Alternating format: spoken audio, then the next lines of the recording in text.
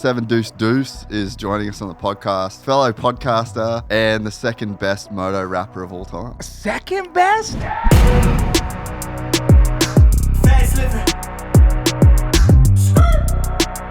Every time that I went out on that track for qualifying, it was balls to the f***ing walls. I was talking to Danger Boy the other day on the podcast. I said, what's your motivation? What's your motivation then? The motivation, I like money. If you don't have the talent and you don't put the work, you don't get the results. Period. And that's why people are so f***ing pissed at Deegan. Honda, there's bad blood there. Chase Sexton deserves to be a #1 guy, but Jett is a phenom. Yeah. And Honda made a decision. I think that is so not classy of Supercross to call these guys privateer like we're something different than what everybody else is. I think that's f***ing right. It is important to me that supplements I take are of the highest quality, and that's why for years now I've been drinking AG1. Unlike many supplement brands, AG1 conducts relentless testing to set the standard for purity and potency. Quality for AG1 isn't just a buzzword, it's a commitment backed by expert-led scientific research, high-quality ingredients, industry-leading manufacturing, and rigorous testing. I know I can trust what's in every scoop of AG1 because it's tested for 950 contaminants and banned substances, while the industry standard typically only tests for 10. I love that every scoop of AG1 includes probiotics, prebiotics, and digestive enzymes for gut support, rhodiola and B vitamins for energy support. So if you want to replace your multivitamin and more, start with AG1. Try AG1 and get a free 1-year supply of vitamin D3K2 and 5 free AG1 travel packs at drinkag1.com/gypsytales. Check it out. I met a gypsy. All right, that's us, bro. We're fully rolling. Yes. Oh, I better take my glasses off. Oh, you keep them on, bro. You're a rapper. You can do whatever you want. Oh shit! We'll keep them on for the first part of the episode. All right. You know what I mean? Yeah, and then we'll take them off. Yeah, be in character. Yep. Deuce Deuce is joining us on the podcast. I'm excited about this one. Fellow podcaster, Moto privateer, and the second best Moto rapper of all time. Second best? Second best. Wow. Okay, we're gonna have to get into that. Who do you think I'm putting above you? When you realize you're not going to be able to argue. I heard Vanilla Ice. Okay, yes. You can't fuck with Vanilla Ice. Okay, bro. you're right. Ice baby. He is. It's on another level. Respect, with all due respect, yes, to Seven absolutely. Deuce Deuce. Yes. Vanilla Ice. But Vanilla Ice wasn't professional either. I get it. You know what I mean? No, so, it's a close. If I'm even in the category, I'm stoked. Yeah, but I was thinking about it last night. I was like, he's probably the second best moto rapper of all time, and it's like it's obviously tight. Vanilla Ice, #1 song. So I mean, yeah, there's that. Yeah, but then you were pro. Yes, so I have a little bit of balance. Yeah. You know what I mean? Yeah, you're in the conversation. Yeah. You know what I'm saying? Dude, My Bike's Too Lit. That song really it took off. Crazy, dude. Like way more than I ever thought it was going to. Yeah. Like at first I was kind of like, so I made the song in a night. No way. Yeah. So like one of the things about music with me is like sometimes it'll take 6 months. Yeah. Sometimes it'll take 3 months. I wrote My Bike's Too Lit in probably 4 hours and wrapped the whole thing in another 2. No way. So it just came like that. Yeah. And I was sitting in the studio and I was kind of like, okay, what can I do that everybody that rides dirt bikes will like? Yeah. Because I'm just like, dude, I got to get something relatable here. Yeah. And I want something that I can bump too. That's not cheeseball, because everything I've heard that's dirt bikes is really cheesy and it comes off cheesy very, very easily. Yeah. Right. So I'm like, you know what? It's cheesy to try too hard to not be cheesy as well. You know what I mean? It's a balance. There's like a balancing act that Yes. you have to hit to where it's like, I'm rapping about dirt bikes. Yeah. And there's going to be an element of cheesiness, but I can't try to be like actually hard gangster rap. You know what I mean? And like, so there's a balance to to get there. Yes, and I think the balance that I found for me was just being authentic. Yeah. You know what? Yeah. Who am I? What would I say? What would I do?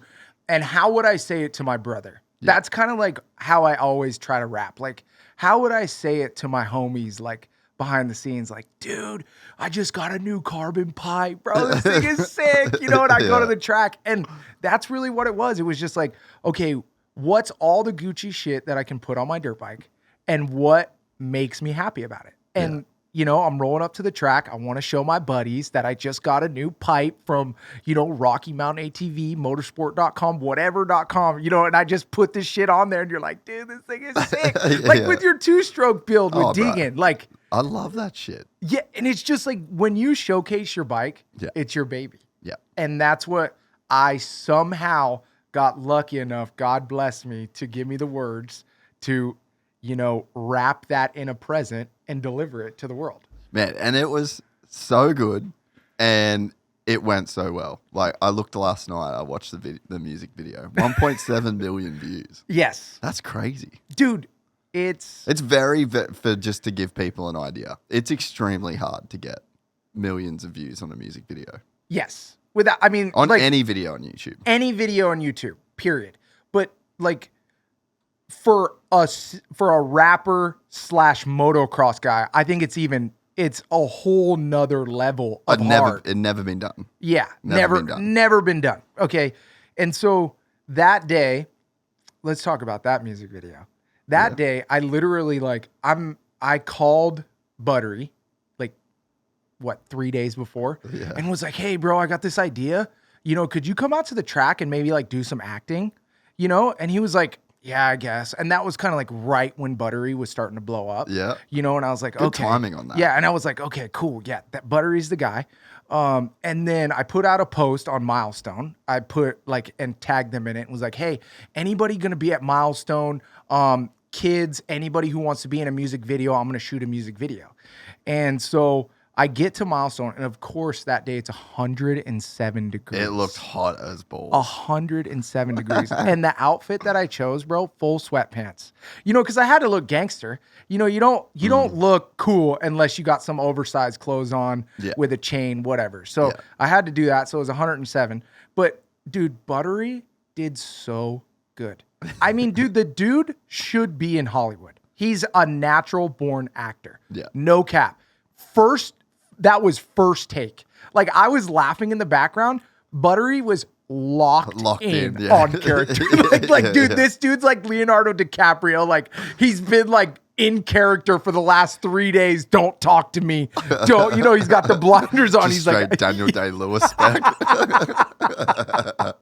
Yes, and he does it first take, dude, and he pulls it, like, watch the video again. He pulls the bike out of the van with no ramp. Yeah, throws the ramp on the ground. Yeah. And then he dents the tailgate on his van that he just got like 3 days ago and drops the bike out and then just lays it on the ground. And oh man, that couldn't have went any better. Yeah, it was so cool, dude. What you guys did and pulled off, hey? Yeah, it was I mean, it's definitely legendary, and it's something I can show my son, and you know, it's gonna live on forever. Yeah. And that's the cool part, is like, you know, I still get notifications from Apple Music every week on like, yo, this thing got like 10,000 views this week. You know, every single week on Apple Music. I'm like, dude, how is this thing still going? And still to this day, it's just such a obscure anthem. Yes. You know what I mean? Like, it speaks to like anyone that rides. Everyone can relate to that song. Like, you just fully nailed relatability. Yes, and I don't want to say I got super lucky, but there was some luck involved. And I think why it still gets those plays is it's timeless in the way of, no matter if it's this song doesn't say, okay, if you have an older or that year new bike. It's like if you got a new bike, whether it's a bicycle or a dirt bike, and it's you new to you. Yes, not new to you. New to this year. Exactly. Yeah. So it has no timestamp. Yeah. It's just evergreen. Pretty cool. Yeah. So what inspired you to be like a rapper in the first place? Like, it was obviously just like a passion, hobby, because you leveraged it to the perfect amount in your riding career. Yeah. Like in terms of like the two disciplines that you're in, like rap and moto. Yeah. Like you're definitely not the best moto rider. You weren't on factory teams, but you had like this other skill. Yes. That just instantly, because you combine these two unique things that were very unique to you, it just shot you up to I got like everyone knows 7 Deuce Deuce, you know? Yeah. I mean, let's just go back to the beginning. Yeah. So this all started when my dad and my brother and I would go to Loretta's and we'd go to the Nationals. And this was back when there was no iPads or iPhones or, you know, we were plugging in, there's like a converter, power converter. So we would hook up the power converter and we'd try to hook up the PlayStation in the back of the truck and we'd get it going. But, you know, like it would be bumpy sometimes, so we couldn't play it because the TV would bounce and it was like an old school TV. But we'd turn on the radio and we would literally make our own lyrics and make fun of each other all the way to Texas or Loretta's.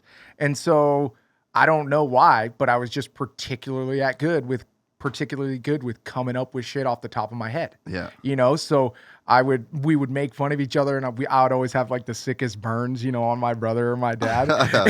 And we all kind of got pretty good at it because, I mean, So your dad was in on it too? Oh, 100%. Wow. 100%. Like, I mean, my dad wasn't the best rapper by all means, but he would come up with funny ass punchlines and just roast us. So that was us going across the country for, you know, 36 hours, 24 hours. And we would just go on and off. And sometimes we'd get in fist fights and me and my brother would bleed a little bit, but that was part of the deal because we were talking shit so hard. But that's where it all kind of started. Man, that's a beautiful way to start something. Right? Yeah. And so like, what do you want to call it? Like, just like organic in a way. Well, organic, but like far out too. Yeah. You know, like how did that even transpire? Like what were the odds of that? How old are you though? I'm 34. Yep, yeah, so we're at a similar age, right? Like, dude, if you think about, I was just talking about this in the car with my brother, actually. He's over here at the moment. Yeah. We were driving home from the studio and I just started playing Linkin Park. And it's like, that was like my favorite band of all time. I mean, if you lived in that era. Yeah. But so you had Linkin Park, you had like Limp Bizkit, System of a Down. Yeah, so we had like that. Wake up! Oh, 2000s like new metal was just like the thing. But then running in tandem with that, you had like Biggie, Tupac, you had Nas, Jay-Z, Eminem was huge. See, I was white Eminem. Dudes, white dudes. Eminem opened up a whole new world. So like our age in particular has such a crazy music influence, you know? And like I remember coming home, the Linkin Park album was like just completely blew my fucking mind, bro. You know, like I remember it was on another level. I came home, my brother, we were just talking about this. He was at the Neighbours. We had like Neighbours across, you know, back in the day when you used to go to Neighbours to hang. When we did that? Yeah. And I ran over and I'm like, dude, you have to come home and listen to this. And it was Linkin Park and we had like a 6-stacker big CD like boombox thing that was in the living room. And my parents didn't get home until 4:30 or 5 o'clock or whatever it was. And you could just crank the absolute fuck out of it. And I just remember when I heard Chester singing Shut Up just over and over, I was like, that was like a mind-blowing experience of going, holy fuck. Yeah. You can actually say that. Like you can fully say that to people and it's like, it's an okay thing, you know? Dude, this is a funny ass story right here too. This is just kids being kids. So, right back to the cuss words, you know what I mean? And just shut up and shit like that. So I was listening to the new Eminem album. It just dropped on the radio. And this is where, you know, this is right in the midst of me starting to become like a freestyle rapper, dirt bike rider. Cause I was like, you know, this white boy that tried to freestyle rap all the time. Cause once we started doing it riding, I was like all over it. Yeah. You know, I didn't tell anybody, but you know, in the car with my mom and my brother, I would do it all the time. Yeah. But so I heard Eminem on the radio and it had no cuss words. And I was like, oh, sick. It's got no cuss words, right? So I went to the Walmart store and we were at Walmart and, you know, I snuck some shit into the cart while my mom wasn't looking. Yeah. And I grabbed the explicit one because I was like, oh, this one might not have that many cuss words on it. Right. And I threw it in the cart. And we go down the road and I blare the first song. And my mom's like, this doesn't have any cuss words. And it does it. And it fucking first line, Eminem was dropping like the gnarliest thing. And somehow my mom let me keep that CD. And I played it every single day, dude. Epic. The best. The best. I'm so glad that our generation got those experiences. It really did change It's a lot. life-changing, dude. Yes. Like, to be able to have someone like Eminem to speak their mind like they did and, like, not give a shit it's probably why I cuss so much nowadays. Yeah. Yeah, For dude. real. I remember the Limp Bizkit, the chocolate starfish, and the hot dog flavored water album. Dude. Bro, that was another one that was just like, just full mind blowing. And I remember I got suspended from school for listening to it because I refused to, I would just play it in class. Yeah. And the teacher would then listen to it. And she's like, you can't listen to that. I was like, I don't give a fuck. Yeah, straight up. I'm definitely listening to It this. was so good. Crazy how many banger songs were on that album. But then I got suspended from school, went to my mum's work. Yeah. Like, it was like pretty close to the school and had to spend, it was like lunchtime. So I had to spend the whole day sitting in my mum's office.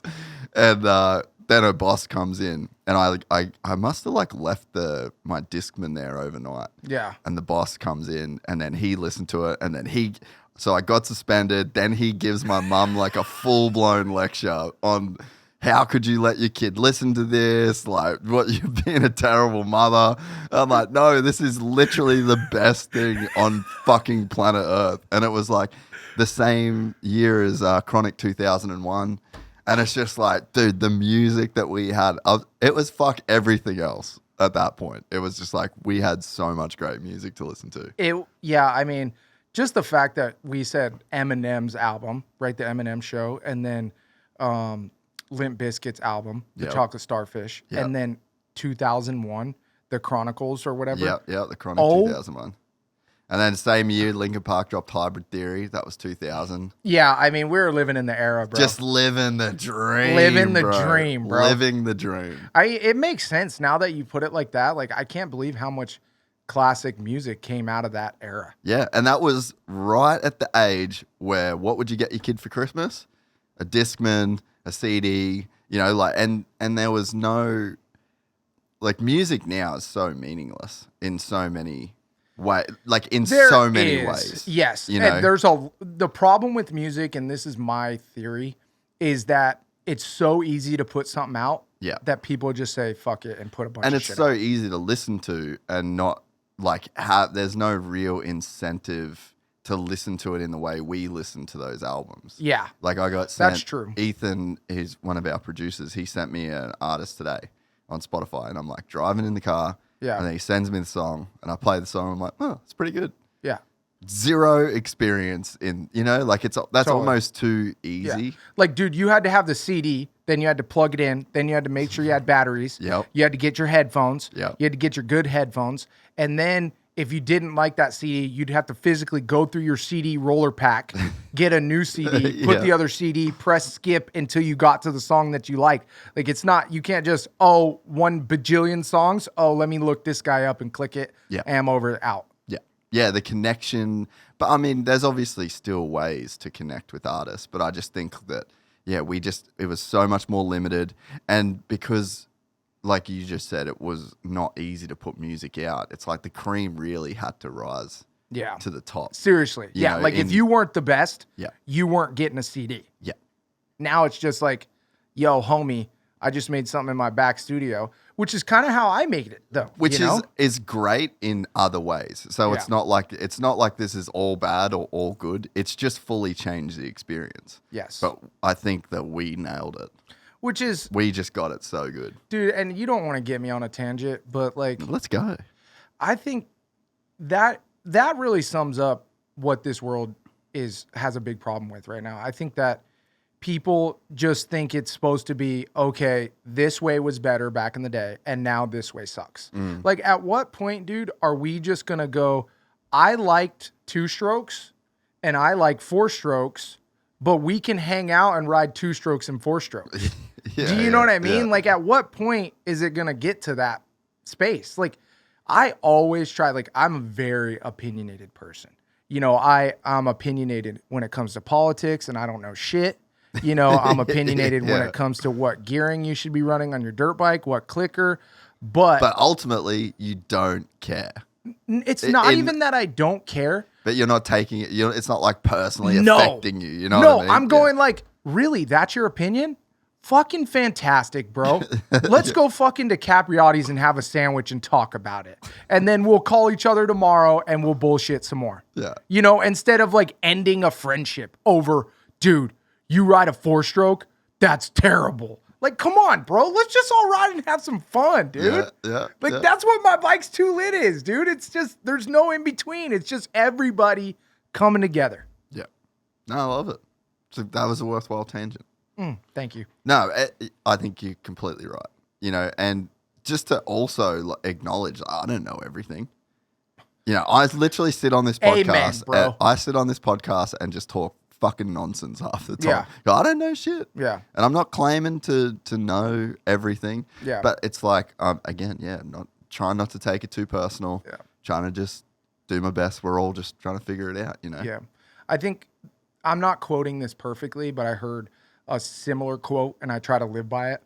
Or just the gist of it. The smartest man in the room is usually the dumbest. Yes. You know, and I just feel like so many people don't step back for a second and go, how could I be that right? You know what I mean? Like, how can I be the one with the exact right answer? How is that even possible? It's not. There's no one way to solve things, especially not nowadays. You know, there's so many things that are available and there's so many different places to pull from that there's no one right answer. You can't be the right guy all the time. If you think you're the smartest, most right guy, you're actually the opposite. Yeah. I mean, that's just the way it goes. And that's how I try to live and not be like so one-sided, because there's so many ways to get things done. And if you really want to live this world and live in this world and have an amazing life, you better start looking at both sides of the coin. I couldn't agree more. And I also think that this is at least my personal philosophy when it comes to that, is that you should like relish the opportunity to be wrong. Because what you want to live is you want to live the truth. Yes. Like, you want to be as close to reality as you possibly can. So like, it's a very esoteric and like a long-winded discussion, but it's like, we don't interact with reality directly, one-to-one. Yes. You have light that comes into your eyes, you have sound that comes into your ear, and it just gets like amalgamated in your brain, and then you're having this experience. But it's like, that's not actual reality. Reality is different quarks and atoms that like, you just keep measuring down, you find more shit, and you're like, that's what actual reality is, right? And you know what the funny part about that is people still think that after all those variables that they can be the right one. That's what, yeah, exactly. And it's just like, so you want to live as close to the truth as possible. Yes, and it's like, no one really fully knows, like to your point, you know what I mean? So it's like, you have to stay vigilant, you have to stay open-minded, you have to be okay with being wrong, because you probably are. Yep. And it's like, I would always say as well, like, I don't agree with everything my mum says or my dad says, but I still love them. Yes. So it's like, why should I have that expectation of like anyone? You know what I mean? Like, if the people I love the most, if I can't even agree with them on everything, then like, what chance do I have with just like general strangers and shit? So it's just like, stay wrong. Yeah. Keep looking for the right, like the right answers, and know that you're just probably never really gonna know for sure. You're not.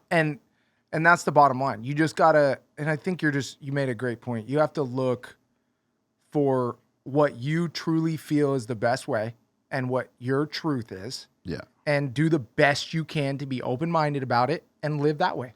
And if you can get your truth as close to actual truth as possible, yes, that's when your life is going to run like crazy smooth. Yes. Like if you think about the issues that people have in life, and like I can think of examples with, you know, like my wife, for example, like with jiu-jitsu training, right?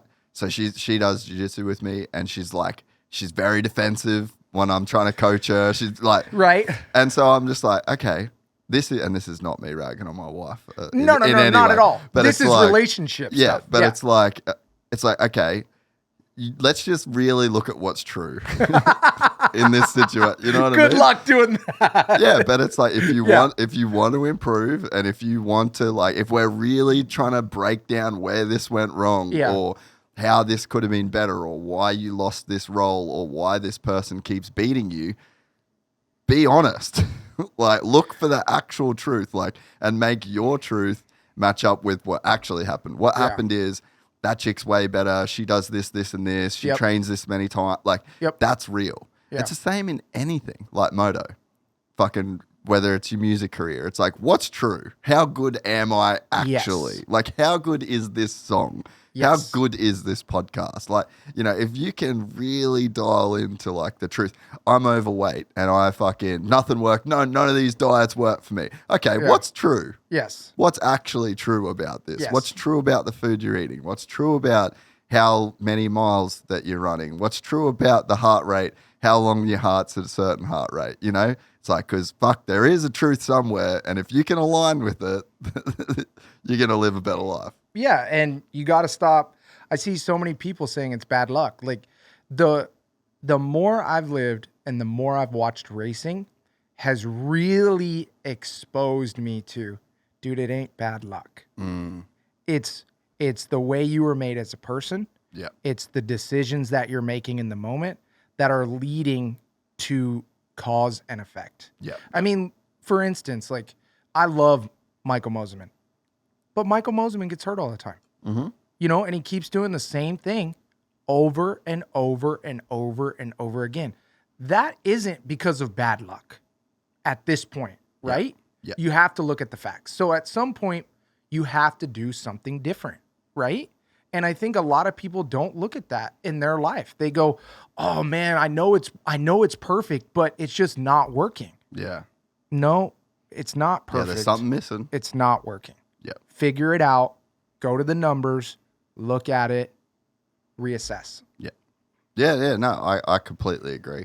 So yeah, it's just that whole model of like just questioning yourself, questioning whether you're right, and like what is actually going on here. And it's like a great example, like flat earthers. You know, it's just like, hey man, you're just like not willing to accept the actual facts here. You know, like it's true to you. Yes. And we can't argue that. It's true to you. The earth's flat to you. Yep. But that's not real. Yep. Reality disagrees. And here's all the ways that you can test it. And it's like there's a version of that with everything. Yeah, but those... You know what I mean? Yeah, but those are the people that go like this. I don't get why I'm not a fucking millionaire. Yeah. I don't get it. Yeah. And then you spend all this time and you're like, dude, it's not flat. Look. And you try to help these people. You can't help them. Only they can help themselves. Yeah. If your shit ain't working, it's not working for a reason. Yeah. And the thing is that life's really fucking hard. I think that's what Instagram and TikTok and everything has just fucked up. Yeah. Life, people don't understand reality anymore. Yeah. It is so difficult and there's so many ups and downs. Bro, it's fucking relentless. Oh my gosh. Like, how hard is it to have a wife, have a kid? I don't even have a kid. I bet it's hard as fuck. It's so hard. Have a house, have a job, have money coming in, enjoy your life, get meaning, give time to friends, give time to family, pursue a hobby. Like, bro, what? And then have people hating on you. Like, imagine being Jett. Jett's doing fine. Yeah, no, I know that. But like, imagine being Jett in the way of like what he has to deal with mentally, personally. Yeah. You know, like all the family members and the cousins that are like, oh, you're not giving me the time anymore. And then he's trying to focus on racing, how not to die, you know, because Jett makes it look easy, but it's not easy. And at any moment he can completely destroy himself or the bike can go out. A la Hangtown. So he's worried about that. Haiden Deegan, for another one, constantly in the spotlight. Yeah. You know what I mean? Like, he has so much stuff on his plate. He's only 18 years old.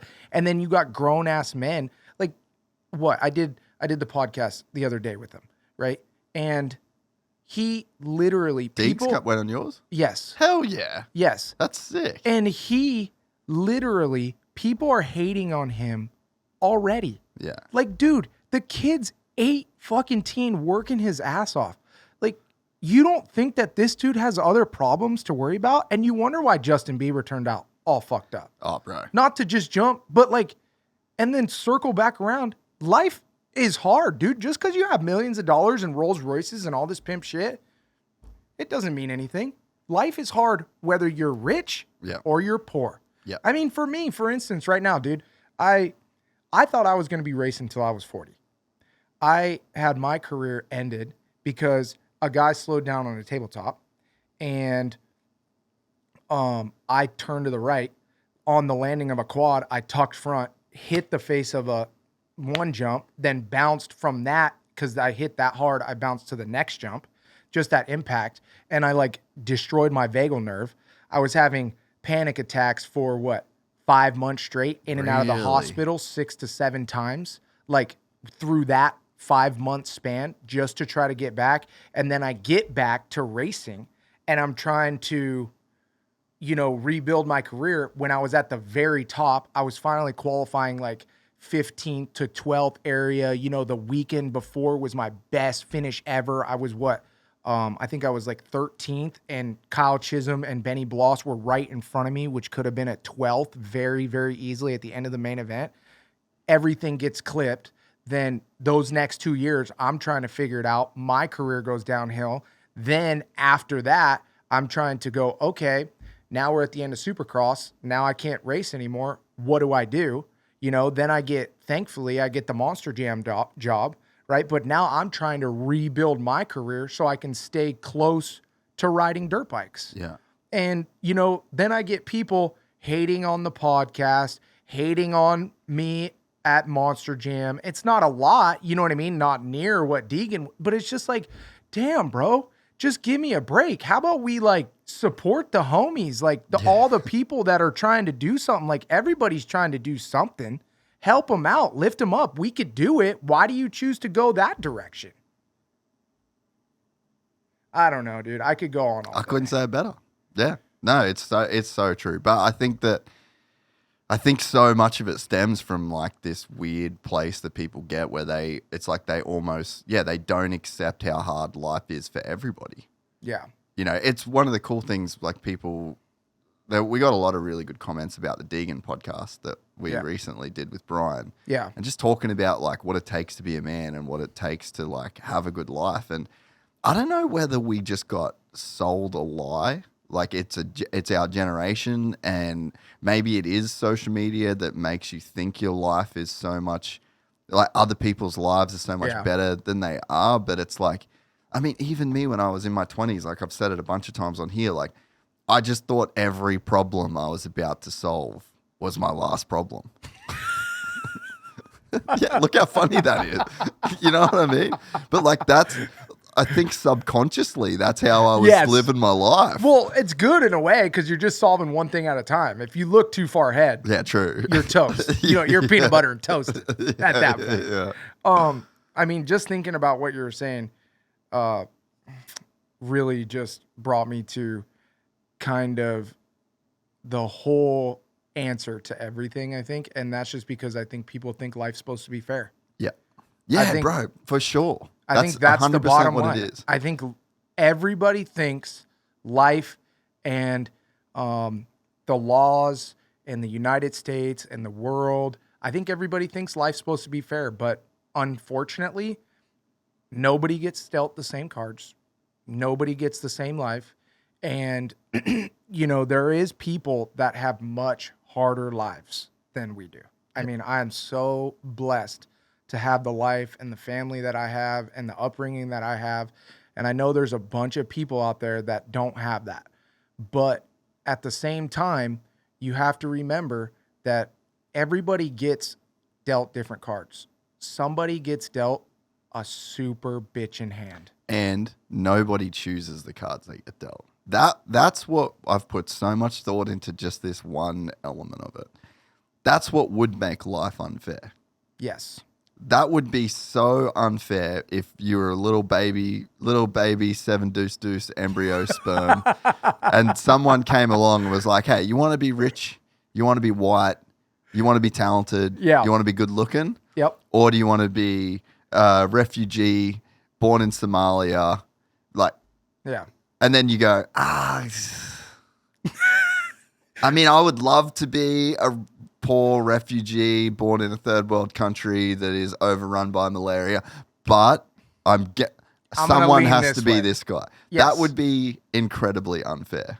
That would make life brutal. But that's just not how it works. You don't pick your parents. You don't pick the town you're born in. You don't pick your genetics. You don't pick hereditary cancer history. Like, none of that shit you get to pick. But, you know what's so cool? This is what's so fucking cool. And I thought about this a lot too, is that everybody gets to write their own story. Right? For sure, man. So something that's even cooler though is like let's say how do you want to put this? Like, imagine if I won a championship, a 450 championship. Coming where I came from, that story has so much more glory than a story if the dad had already won the championship and the son is expected to win the championship. For sure. And so, yeah, you might get dealt different cards, but the person that comes from nothing that gets everything is going to feel much more happiness than the person that already had everything that then is successful and gets everything. Yeah. Because they have come from something that they're so low, and they've come from such a depressing thing to such a high that it's that much more rewarding. Yeah. And so at the same time, life is really about the journey. Yeah. You know, it's not about the destination. It's about the journey. And if your journey comes from a lower low, then you get the higher high. Yeah. So on one hand, that's the trade-off as well. Yeah. Yeah, it's so true, man. And you look at, I think that there's like another element, like you're right in that everyone gets their own story. And so you could even talk about Haiden, right? Like, yeah, did he get everything? Yeah. But as much as he got everything, he also got every opportunity to just dip. Yes, without a doubt. He got every opportunity to just be like be an 18-year-old with a ton of money. He could get his dad's credit card, be an absolute piece of shit, be like out every single weekend, just fully pissing it against the wall. 1,000%. So many of those people exist. Yes. And it's like, then in terms of his story, it's like, it's almost just as good to be the guy, especially in motocross, to be the guy that had it all and gave it all. Yeah. I mean, the amount of work that kid has put in that's what's so cool about riding dirt bikes. That's exactly right. So if you had this same kid in Formula One, not as cool. I mean, yes and no. But the thing that you can't fake Moto. No. Lance Stroll is not as good of a car driver as Haiden Deegan is a motocross rider. Yes. And that's one thing I think that we all love about dirt bikes is it doesn't matter the amount of dough and cash money that you bring to this sport. If you don't have the talent and you don't put the work, you don't get the results. Period. And that's why people are so fucking pissed at Deegan, is because he is a star. He's a star from the very beginning, from back in the YouTube days, right? He got I wouldn't say he got everything handed to him, but he got a silver platter. He got the cards, got the good cards. Then he put the fucking work in And now everybody has to call him daddy, and they're all pissed. Yeah. It's so true, dude. He doubled down. Yeah. He split the aces. All in, Split the doubled aces. down. Yes. Yeah. That's what he did. He went to blackjack. He got a pair of aces. He split the fucking aces, and he got 2 more jacks, and he just doubled down. Yeah. No, it's so true. And like, if you know, I mean, they obviously don't share everything that they do. Like, they do operate in secrecy, and like, dude, they put in the work. Oh, yeah. Like, just to be on the star program, you kind of have to put in a certain amount of work. Yes. He's putting in more work on top of the work. Oh, I believe it. Like, it's fucking hectic, bro. And it's like, that's one of the beautiful things about our sport is that, you know, there's been guys that have come, and this is no shade to any, I'm going to name names, but this is not in any way a diss to these people. Yeah. The Tedders. Okay. Yep. There you go. They got everything. They had trucks. They had the best bikes. They had super rich parents. His family, like, I think they're an amazing family for the sport. Dude, I love them. They're unreal Yeah. for completely different reasons. But it's like they had the opportunity. You look at Hunter Hewitt. Yep. His dad is Bobby Hewitt. Yep. He rode for the Rockstar team that Jason Anderson was on. Yep. You know, so there's every opportunity. If you look at Evan Ferry, Yep. his dad is Tim Ferry. Yes. Like this would be like one of the things that would piss me off with the whole. Everyone always would be like, "Oh, you ride Deegan's dick." It actually pissed me off because I was like, "Use your fucking brain. Yeah. Just look left and right at other people. Like, this is not the only kid that's living like this. Like, unpopular opinion. I mean, half the gate is like this. So right? you got Evan Ferry. Yep. Dad was Tim Ferry. Won Motocross of Nations for the US. Factory rider for his entire career. Badass. Almost. Complete G. His kid. So Deegan won 1 Supercross main event. Yeah. Tim Ferry won a whole lot. So, like, in terms of experience and opportunity, I would argue that Evan Ferry has as much as anyone. Daxton Bennick is rich. Yep. Like, there's a lot of rich kids that have been given everything. Yes. And it's like, we have one Haiden Deegan. Period. Yeah. I mean, there's no way. And that's, too, you don't know what cards all those people got dealt. Because, you know, Dakota, he was actually really good.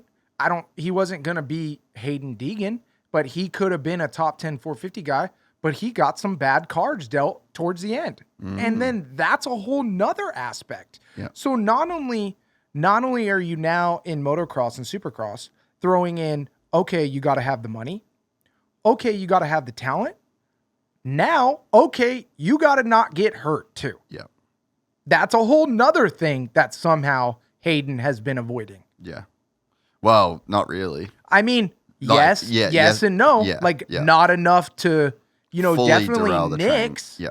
But, and I mean, I'm going totally sideways now, but that's why Ryan Dungey just blows my fucking mind. Dude, same as Chase Sexton. Like, what? How Ryan Dungey, a broken collarbone and a fractured vertebrae in his back, right? Yeah. And that was it.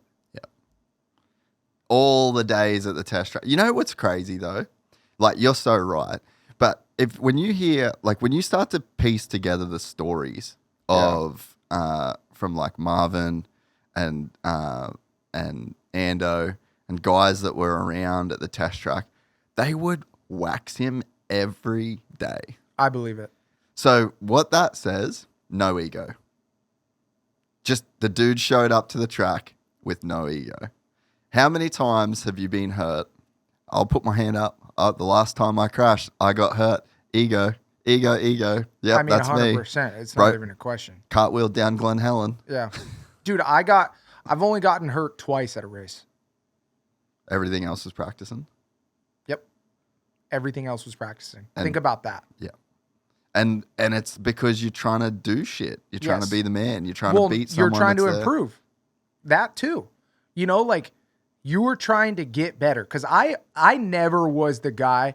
Like, I went, 28 26:32 at Loretta's Yeah. in B, and I was never the fast guy. I bloomed very, very late. So I had to make up a bunch of time. So when I turned pro in arena cross, I was like, oh shit, I'm behind, but I think I can do this. So I pushed as hard as I could every day at the track. But I didn't realize that those guys had such a good foundation of working out and riding that I was so far behind. I was trying to make up a gap. It's like years that you can't make up. Yeah. And I'm trying to push over and cheat the system, but I was going whoop, whoop. Yeah. And I definitely got better, but I was, dude, when we were kids, my dad didn't race. We went to the races and I drank a Red Bull and a Taco Bell taco before Glen Helen. And I'd go win, the beginner and novice class. That was the MO. My dad was like, dude, you got to get amped up. Slam a Red Bull and we're going to go race. That was like us in the back of the truck, with mismatched gear. Sitting in the sun. Yeah, sitting in the sun. No water. Yeah, no water, drinking a Red Bull and slamming Gatorade all day. Didn't even drink a water and then had old Taco Bell from that morning. You know what I mean? And that was race day. And we'd go out and win somehow, and then fast forward, we go pro and all of a sudden, this is what people don't understand. The year before I got hurt, I was really finally found my groove and was working out and riding. I would ride 60 laps a day. This is preseason. I would ride 60 laps a day. Damn. I'd go home, take a nap, and then I'd work out. And then I'd wake up and do it again. And the days that I wouldn't work out, I'd go on a 2-hour mountain bike ride. And I'm sure all the trainers in the world are going to come out and comment, right? That's what worked for me. And we're getting down to the numbers. All the trainers can say, oh, yeah, you shouldn't have done that. You're burning yourself out. It's too much, whatever. That's how I got results. Yeah. I did smart ways where I was training a certain amount of time and yada, yada, yada. The only way I got better was to work so hard that I had no doubt in my mind that I wasn't working that hard. And it almost worked in a way where it was better mentally than it even was physically. Yeah. I just knew that I was doing an Olympic athlete. I was doing more or the same amount as Eli Tomac. And I knew that's what had to be done to get better. And mentally, I finally was like, damn, I did enough work to be here at Supercross. Yeah. Where I that makes total sense. I didn't show up and I wasn't like, oh man, I those days when I just didn't have it. And I was like, I should have went and ran, or I should have went and biked that day. I had no doubt in my mind when I did my best that when I showed up on that line, I was good to go. There was nothing more than I could do. Yeah. And whether it was good or bad, mentally, that's what I thought, and it stuck. Yeah. I think that is the way. I guess everyone's different, but I can definitely relate to that. Any competition stuff that I do where I'm actually being serious about it. Yeah. It's okay, I am now at a point where I'm okay if somebody beats me. Yes. Because I couldn't do anything more. There's no more I could do to prepare. That's, I think, the zone to get in to where it's look, if someone beats me, fuck, here's what it is. Go. Yeah. Kudos, brother. Yep. Because I've really put it in. And then you almost you can't feel bad. You don't have, it's I've turned over every stone. Yep. It is what it is. At this point, it is what it is. Yes. And I think that is the perfect place.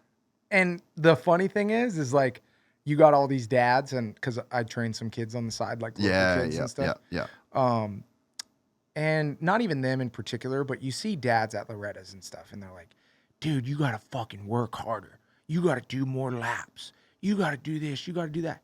Dude, it took me, I want you guys to listen to this. It took me 5 fucking years to get to the point that I could have that workload. Yeah. And that's what people don't understand. That's why Tomac isn't back yet. Yeah. It took Tomac his whole career to be able to do that much. You can't even do what Tomac does in a day safely. You can't do agree, it. Bro. You can't. Yeah.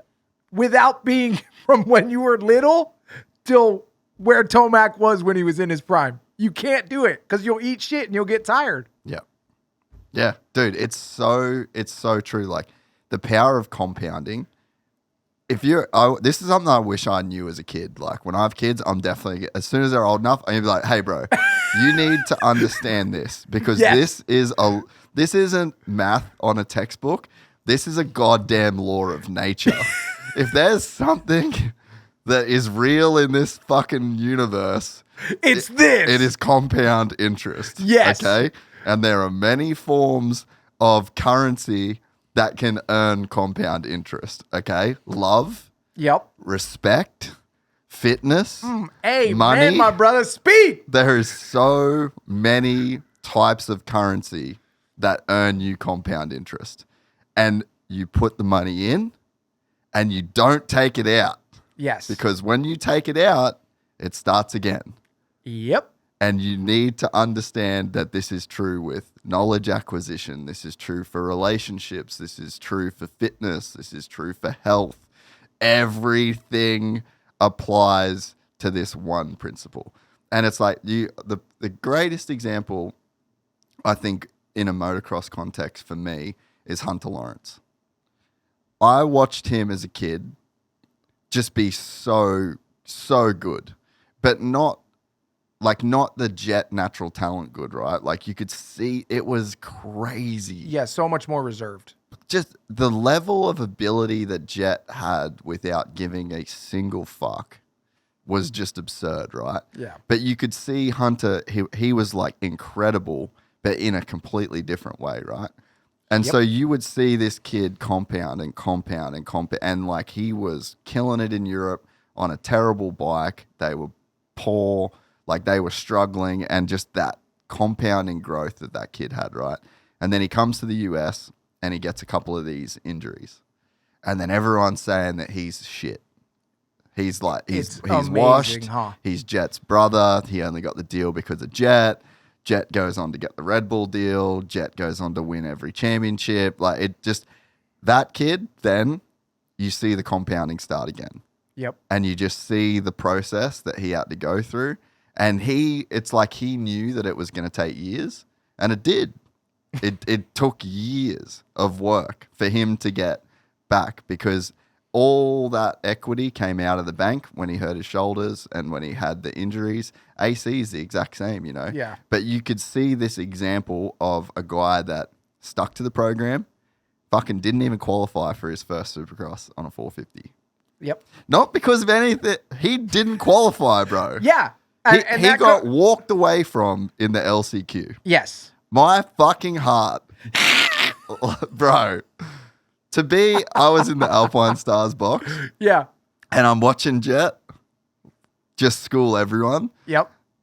And then I'm watching Hunter in the LCQ and I'm just like, oh, bro, this is fucked. Like, this is not how this is supposed to go down. Fast forward months later, he gets second in the 450 championship in his rookie year.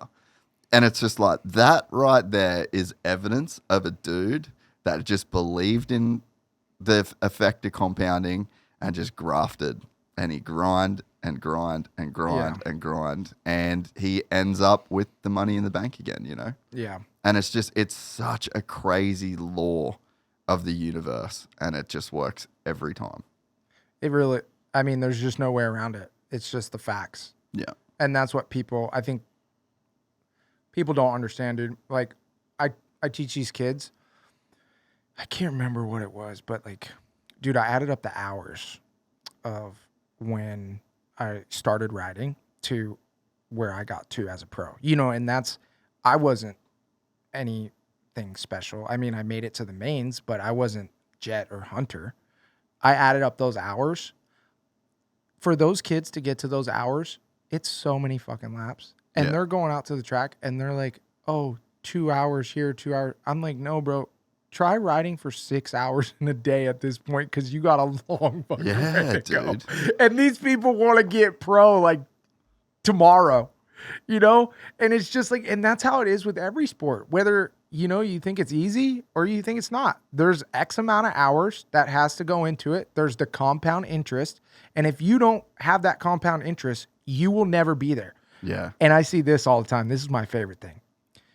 You see the kids that don't have the compound interest that are super fucking fast and they get hurt. Yeah. Because they don't have the compound interest, but they're willing to go that fast. Yes.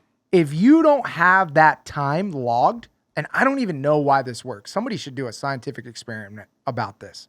Because if you don't have those hours logged, you don't get the consistency. Yeah. And that's the bottom line. You can't be Jett while winning and doing it week in and week out, or like Sexton did at the end. Yeah. You can't do it without the compound. Yeah. You can do it once or twice, but you'll never be able to do it every weekend. Yeah.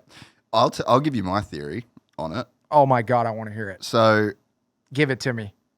your brain is basically just a prediction engine. So Okay. like we're almost like not thinking in real time, right? Yeah. There's like way too much shit that's coming at you to be like, you get the stimulus from the outside world. So like, let's put it in moto context. Yeah. All right. Coming in, turning into a deep, bumpy rut. Yep. Right? Yep. It's not like you're turning and then you're getting feedback and then you're doing a thing with your body. Like that's way too slow. Like shit happens. You're in and out of a turn in 1 second, right? Yep. So what you're doing is you're predicting the future. Yep. Like you're predicting what's going to happen. And then all your brain has to do then is come up with a prediction and then reality test the prediction. Yep. So it's like, when Yeah, that's a great way to put it. you go to like pick up a cup or like when you think something's heavy when it's not. Yes. You know, that's a prediction error, right? Yep.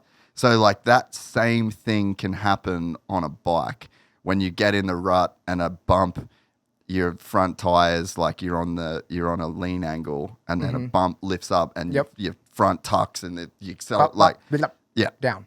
So that's like a prediction error. That's like something went wrong in the prediction. You didn't think that was going to happen. So there's like so many times where you'll be riding and you just do something because you have to. Yes. You didn't get time to think about it. Like, so that's where the time comes in.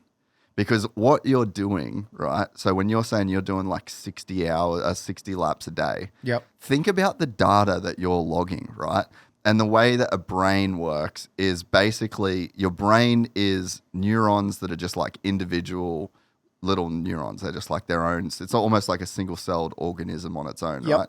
It's basically, it gets fed if it fires and it doesn't if it fires at the right time and it doesn't if it fires at the wrong time. Yep. So you've just got these little mini computers that are just like firing based on like Yeah. Memory being logged. fed, right? Yep. So like, and that is like trained into patterns.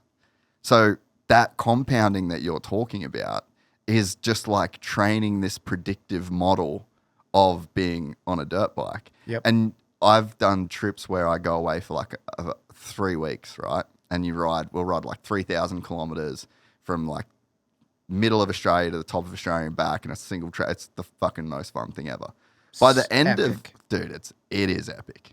But by the end of those 3 weeks, you'll be like riding on the highway, on a dirt highway, fifth gear wide open,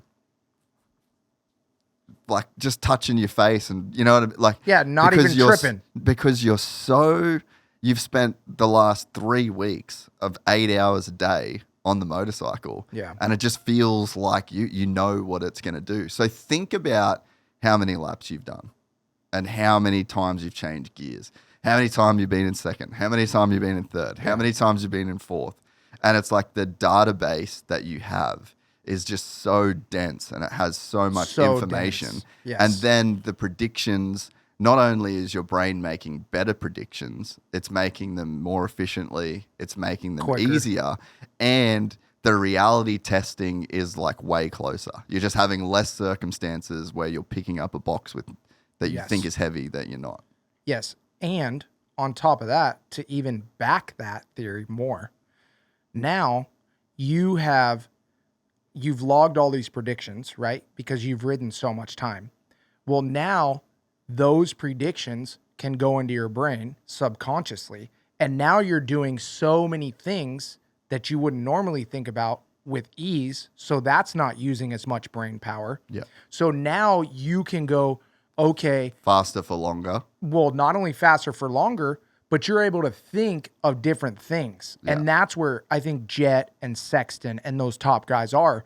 They're so good at the basics that they have gotten so far ahead of thinking that they can do things that other people can't do because they can actually use brain power to think of that thing. Yeah. They're not using their brain capacity to be like, okay, clutch, throttle, at the right time. They did that second nature, and they're thinking about the next section and how to lean off that rut to get the rear tire to kind of fling out to drop into that thing right at the right time. Yeah. You know, so it's just allowing brain capacity to then use that capacity for other things. Yeah. And if you think about how expensive your brain is from an energy perspective, like it's one of the most expensive parts of your body.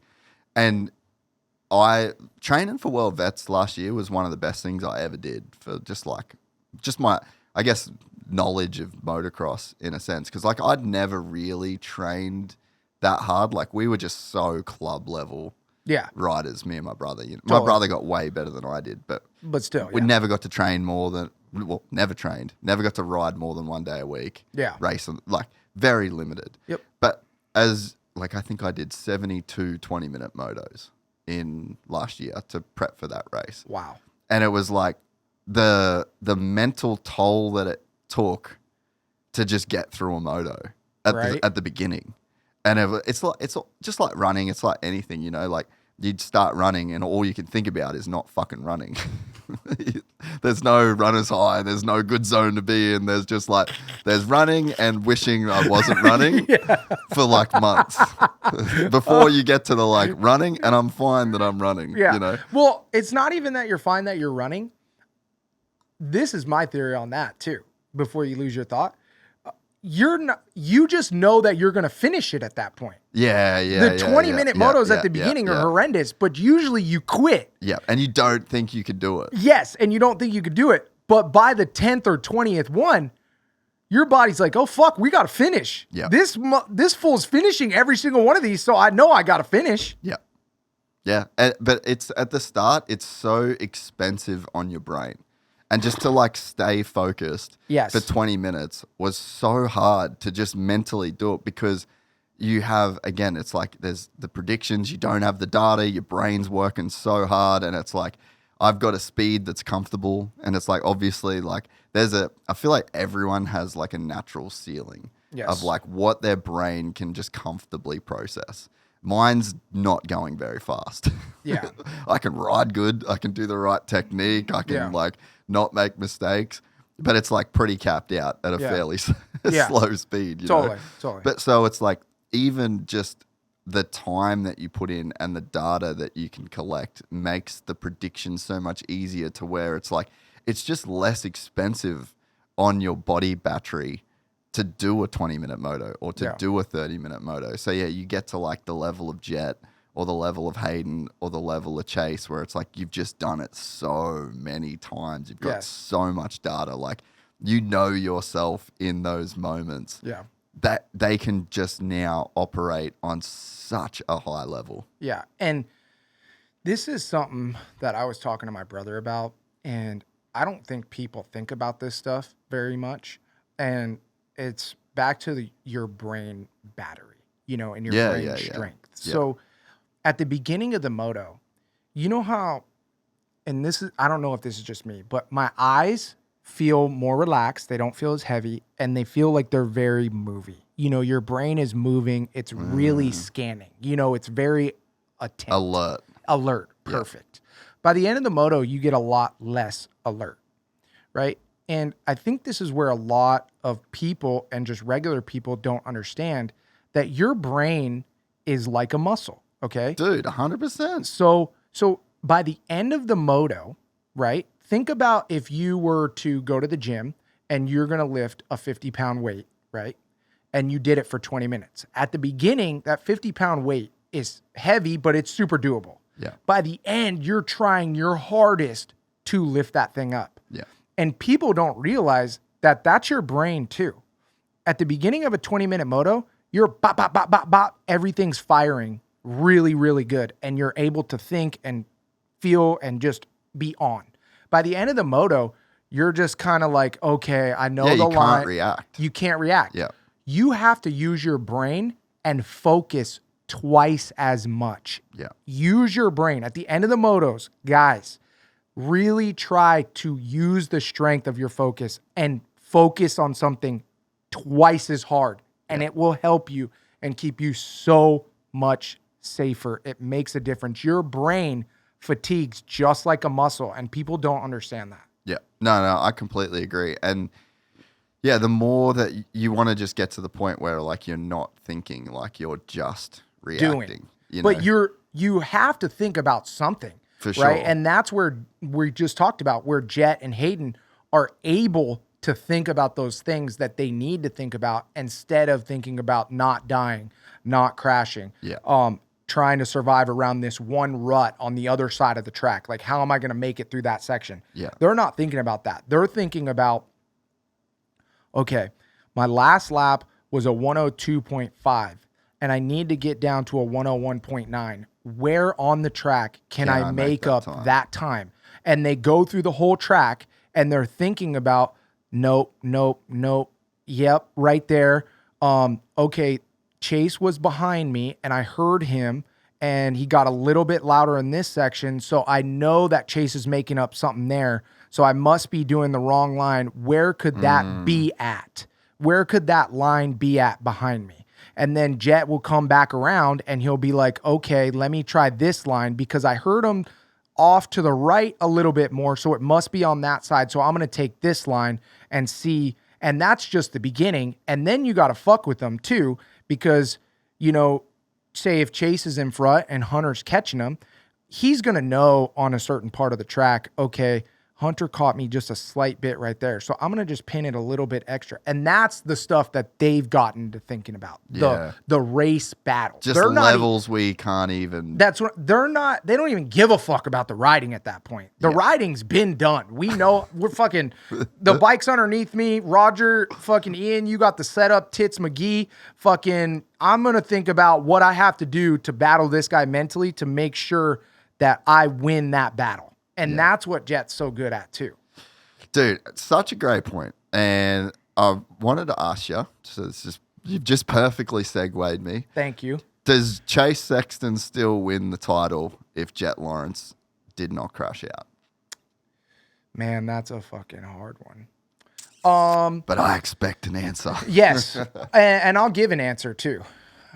There's no wrong answers. No, there isn't. We'll never know. Chase won it. Yep. Chase is my homie, and I really am a big Chase fan. Mm-hmm. But I do think that Jett probably would have won the title. But with that being said, Chase and Jett were tied at the end where Jett got hurt. Okay. And Hunter was leading. So that means at the beginning of the season, Hunter was doing better. Now, if Jett had a perfect season, not a perfect season, but a not hurt, ideal season for Jett, I do think he would have won, But Jett was doing some weird shit. From the first round all the way to Colorado, he wasn't like he was the year prior. So to me, I don't know if something was with his home life. I don't know if something was with the bike. I don't know if maybe Hunter was beating him at the practice track. I don't know if those were just some weird hiccups. But back to, it's not bad luck. There's a reason why those things were happening. Jett was not the Jett we saw last year. And the bigger question to me is, does Chase, here's my question for you, okay?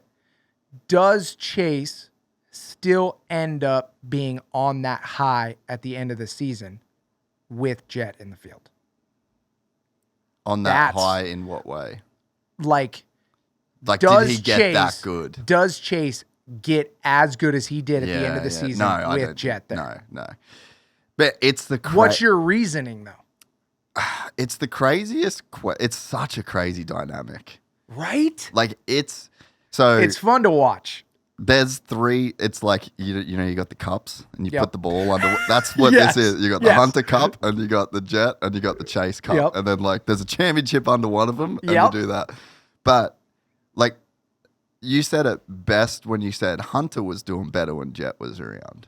Yep. So there's an interesting dynamic there. And this is where I think James's commentary at times in this year was just phenomenal. Yes. I believe it was Southwick, where he really droned in on the fact that Jett was pulling Hunter along.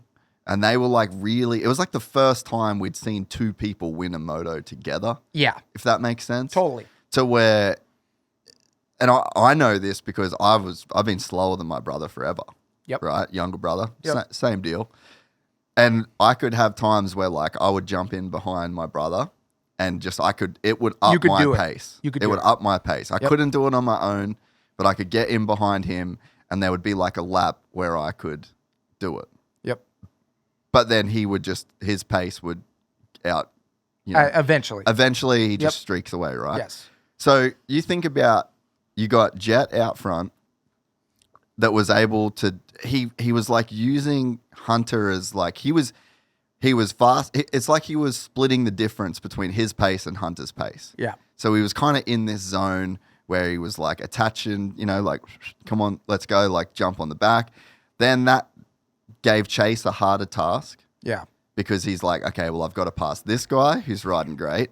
And then once I pass this guy, I've got to pass this guy who obviously has more speed in the bank than now. So it's like, we get 15 minutes into this moto. Yep. It's fucking halfway done. Yeah. So you're pulling this guy as Jett. You're pulling your brother around. Mm-hmm. He's in between the guy that, is probably closest to you speed-wise. And you're making him ride a pace.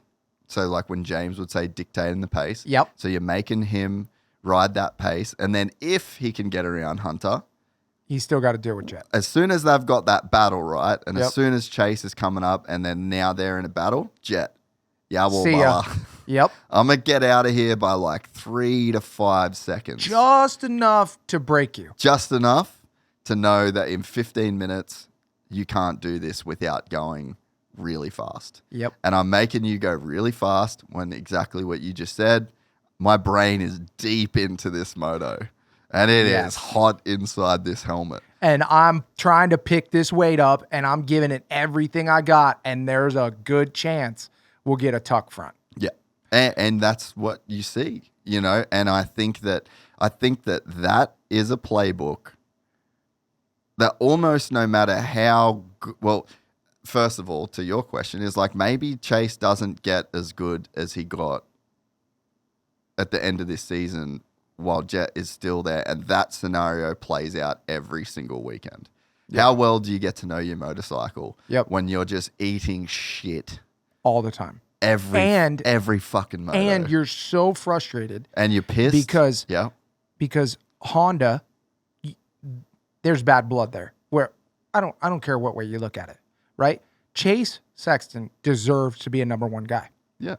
But Jett is a phenom. Yeah. And Honda made a decision. And that was the decision to make Jett the number one guy. And Chase didn't like it, which he rightfully so shouldn't. What makes you think that they made him the number one guy? Because this is why. Because you brought him up from Geico, but you also brought his brother up as well. So when you are investing in two of them at the same time, to me, that seems like, okay, these are our guys. Yeah. I don't have any actual intel, which I wish I did, on why Chase would be the number one, but let's face facts. Yeah. Right? No, I don't. I'm not disagreeing with you. Right? Let's face facts. Yeah. Jett was the number one guy. And we know that now. Yeah. So Chase, rightfully so, should be a number one guy on the team and deserves to get that attention. And I'm saying that's 100% why. I don't think it was the bike. Yeah. I don't think it was anything else other than Chase wants to be a number one guy, which he deserves to be a number one guy. Yeah, you can't operate in that environment. Off like knowing Lars and knowing B-Dub and knowing like the Honda, obviously knowing the boys. Yeah. Like you could just see it's almost like it's like natural selection. It is. You know, it is. It's unfortunate. Yeah, there's no like intentional. Man, that's a great way to put it. It's just full evolution.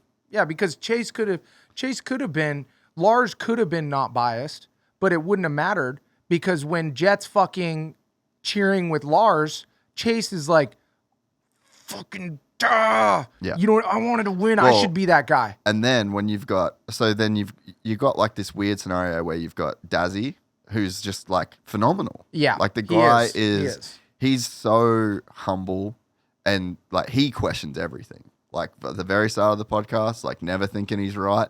He gets shit so right because he thinks he's so wrong. Yeah. You know, like really dives in, really does the work, really does the testing, really trying to figure it out. Gets a real answer. Yeah, he wants the truth. Yes. He doesn't want his thing to be right. He doesn't want his ego flattered. He doesn't want to be the man. He doesn't want a title. He doesn't want to be officially employed by the team. He doesn't want none of that shit. Yeah. Just kind of wants to know what's going on. Yep. Like, what's the truth? Yes. Is the bike good? Is the frame stiff? Yes. Is the frame soft? Yeah. Like, which one is it? Yes. Because I don't fucking know by looking at it. You know? Yes. And then, so you've got that guy. You get that guy, you're Lars Lindstrom. You get that guy. And he's like doing the right, you're just like, hey, come on, bring it over here. Yes. Again, he's been in the game long enough to know that it's Dude, like hard Lars to make a motorcycle better. Dude, Lars is a pimp. Full G. Like Yes. proper G. Yes. But so naturally this thing just starts to evolve and it goes that direction. I heard that they made everything available to Chase. So when Dazzy, on the last frame, not the new frame, they actually made it stiffer. Yeah. So it felt stiff, but it was actually too flexible.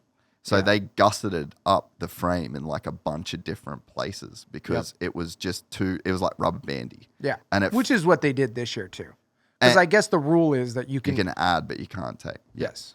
But so I'm pretty sure that they actually offered all of it to Chase. Yeah. And Chase was like, no way. Which No fucking way. yeah, which is what they should do. Yeah. But that doubt that you were saying, yeah. that natural doubt, be like, I'm not, what the Yes. no? Yes. 100%. Yeah. 100%. And that's why he's on KTM. Yeah.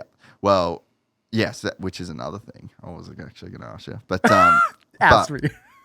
But yeah, I think that it's so hard to know Yes. whether Chase gets to that level because, bro, he was riding just unreal, dude.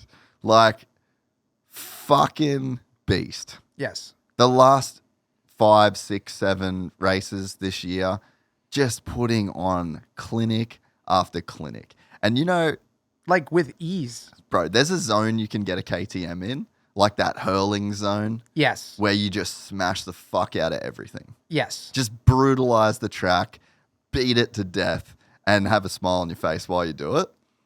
That's where Chase got that bike to. Yep. You know, just But he got that bike there, I think, with a lot of complaining and a lot of backs broken at KTM. a lot of KYB. Dude, I think it was more than KYB. I think it was more than the internals on whatever they did. You know, whether WP made a KYB setting in the fork, whatever you want to call it. I'm saying from the first day at Supercross till the end of outdoor, that bike was completely gone through from top to bottom and is probably 100% different. Yeah, oh, for sure it would Like, be. they turned every stone, which is also something that helped Chase. Yeah. It was Well, like, it's like you said about training.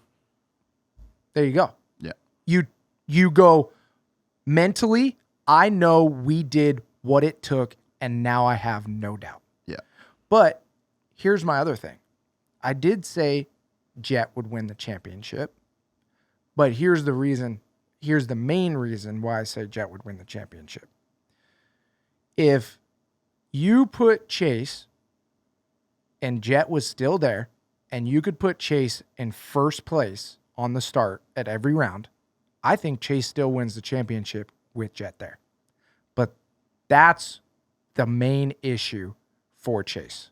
There was so many rounds where I was like, fuck, he rode so good. But if Jett was there, it would have been second, because he came from 6th or 7th.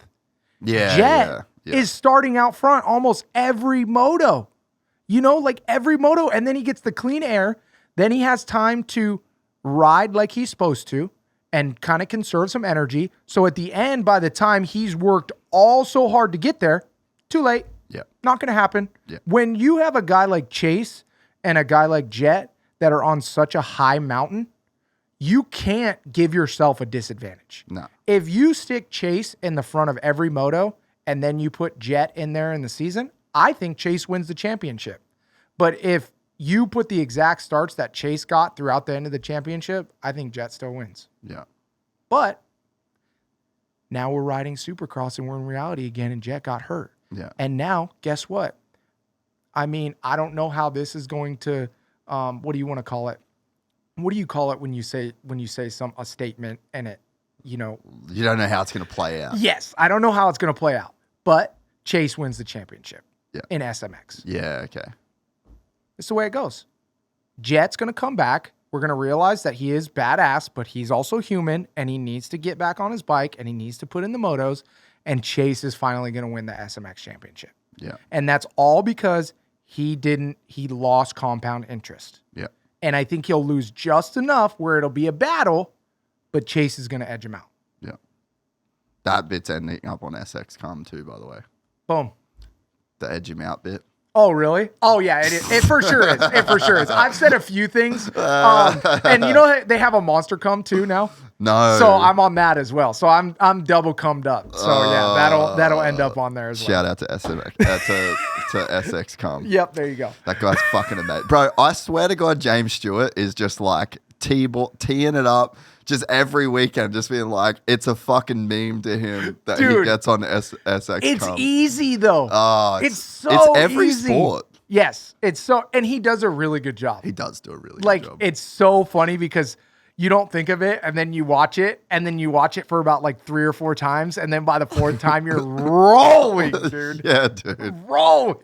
Oh, fucking love it. But that's getting on there. Yeah, I mean, the SMX thing is it's very interesting. I'm so fucking glad we have it. I was shitting on Super Duper Motocross. I know, I was too. Right? At the beginning, I'm like, super motocross, guys. Super. That was it right there. Like that was the vibe. The goofy vibe. Yes. Oh my gosh, that's funny. But I've come around. I have too. Yeah. I'm fucking pumped, bro. Yes. And like everyone's pumped. Yes. Like I'm very excited to see what happens. I'm glad we get 3 more races, and I'm glad the guys are going to make really good money. Yes. I think that the championship points need to be buffed out a little bit. I think. Yeah, I don't think we're all the way there either. No, we're I agree not. with you. But I think it's all a learning curve, and I'm glad they're bringing something fresh, with the 20-minute motos and the way that they're doing the points like in a row. And I absolutely love that these fucking guys got to come back for outdoors, and they got to get ready, and then it's a clean slate. Yeah. Like, dude, we can win the championship. Like, for instance, Jett gets nicked. Oh my God. Now everybody's like, doors open, like wide open. Like I'm sure Chase thinks the door's always open, which he should. Yeah. But now the door's open for everybody to walk through. Yeah. So that's definitely a really cool aspect. And well, and think about Roxon rode Unadilla, then he rode a 250. Eli came back, Cooper came back, Dean Wilson did this like the last handful of rounds which to try he and get. never would have done. Never would have done. Nope. Gives him a chance to make a grip of cash. Yep. So I'm just fully all for it. But I just think, yeah, like the storylines of what we now have with Chase and Jett. And I mean, if there's no SMX, Jett might not have got his thumb fixed, you know, like might have just kept the injury, rode through it, got it fixed in the off-seas, you know. Totally. So I think that having this kind of gives guys a little bit more freedom to sit out a series if they have to. I think a lot of times guys would just like ride through, they'd be injured and just make it. Yeah. And you're trying to make it. Yeah, because I've got nothing else. Yes. So I think, I think we're in for a bit of a treat. Dude, I think that the whole championship, though, in my eyes, I love SMX, but I do want to harp a little bit. I think it's fucking ridiculous that it's 31 rounds. I think it's too much. I just don't know. The problem is I like to talk shit. Like I love talking shit. That's why I made track. Bro. That's why I made Track Talkers. Yeah. Right. And that's what I've done my whole life. But when I do talk shit, I'm the type of person that I like to go, okay, if I'm going to talk shit, I better have some kind of solution. I completely agree. But in this case, I don't fucking know what to do. I don't got the answers, Sway. I don't got the answers. You know, but 31 rounds, you can't do it to these guys. Dude, when you got a guy, how do you expect the top 20 guys to survive when the best guy that we've ever seen ride a dirt bike, Jett Lawrence, gets hurt? Yeah. This is the best guy we've seen, right? Like, I'm probably going to get hate, but whatever. He's better than Ricky, talent-wise. Oh, he's the best guy to ever ride a dirt bike. There's no one that's ever done it. It's just, you know, and like, I love Chase, and I think Chase can beat him. But the talent level, it's undeniable when you watch him. And this is saying, like, he should be better. Like, a dude that raced 20 years ago shouldn't be better than a guy racing today. No. Like, so that's not that he was, like, there's no apples to apples, and we're not saying it's an apples to apples Ricky versus. No. It's like, this kid has all of Ricky's knowledge. He has all of James's knowledge. The bikes have got, like, he should be the best. Bottom line, he's got unsurmountable amount of talent. Yeah. And the whole point, I'm not trying to say that anybody's better. I am trying to say somebody's better. But the point I'm trying to make is if there's a guy that's that fucking good on a dirt bike that can't make it, it's too much. It's too much. But what do you do to fix it? Do you give it more of a gap, you know, between Supercross, Motocross, and SMX? Do you stretch that gap out? Do you do less races? 17 rounds is too much of Supercross. We just don't need it. Yeah, I don't.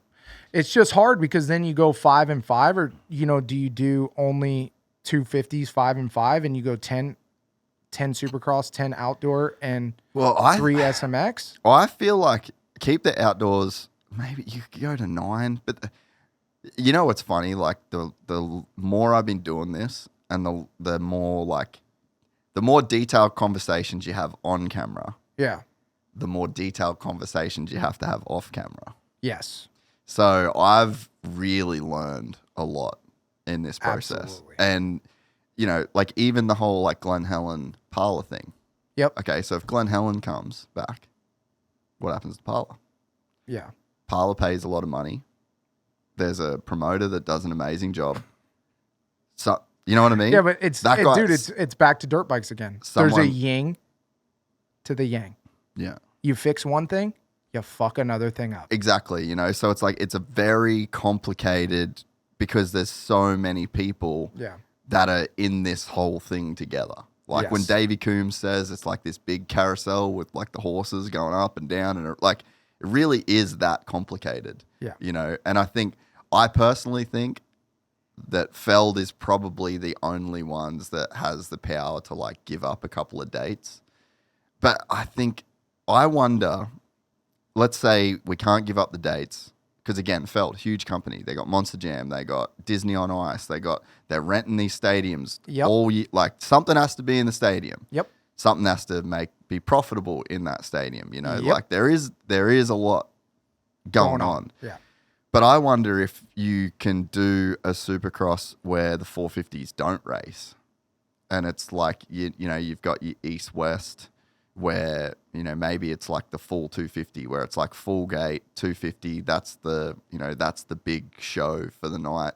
But then it's like, oh, I'm not going to Detroit unless I can see the 450s. Yeah, I mean that's the way the world is, though, right? Like, just a quick metaphor. If the iPhone 15's out, you've been running the iPhone 15, but the iPhone 11 is 1% better on battery, you're still going to run the iPhone 15 because it's so much better in all aspects. Yeah. You're not going to, it's hard for people to go backwards. Yeah. You know, you're not going to get somebody to go, okay, instead we're going to do Arena Cross. The Arena Cross series people are going to show up here and we're not going to show the stars. That's going to be hard to fill the stadiums.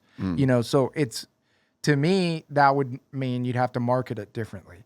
Like, these are the guys that you're going to see next, and then you'd have to do something else. You know, it's, and like you said, there's a lot of things going on. It's not just, okay, it's just a quick fix over here. Well, that's going to all trickle down to a million other things. And then all of a sudden these people aren't getting paid and this isn't going on. And then da-da-da-da-da-da-da. I wonder if there's like a way to drop 2 rounds on points wise. Yeah, but is 2 rounds enough? Yeah, I mean, that's actually not a bad idea. Like, where you have 2 scratch rounds for SMX. Yeah. Like, hey, for the season, if you miss 4 rounds, you don't have to race 4 rounds, or you can race those 4 rounds and double up. But basically what you could do is I think the only way it works is no matter what, you drop your 4 worst scores. Exactly. So like if your 4 worst scores are just like DNF, DNF, DNF, well, DNS, you know, like you didn't start, like if you need the weekend off or whatever, then I think that's probably like the only way that it works. But then go ahead. Well, I was going to say, then if you like get hurt or you actually have a real DNF. Yes. So, but if you need the time, like think about if you. Yeah, but we're motocross racers. We're not going to take the time if we're healthy. Yeah. You know, because you're going to go, oh, fuck. I shouldn't have took that one off because now I'm fucked up and now I got to go race. Or we let dudes do steroids. Dude, that would be epic. Like, dude, it would be a little bit of EPO. Sick. Well, no, little bit of HGH. Just fuck it. Little bit just of test. Don't die. Yeah. Just don't die. Yeah. You know, that's have a level. Yes. There's like but there can't be a level. I get my bloods done. Yeah. I know my level. Yeah. Weak as piss. Yeah. I could up that shit just to get into high normal. Yes. You know what I mean? Like totally.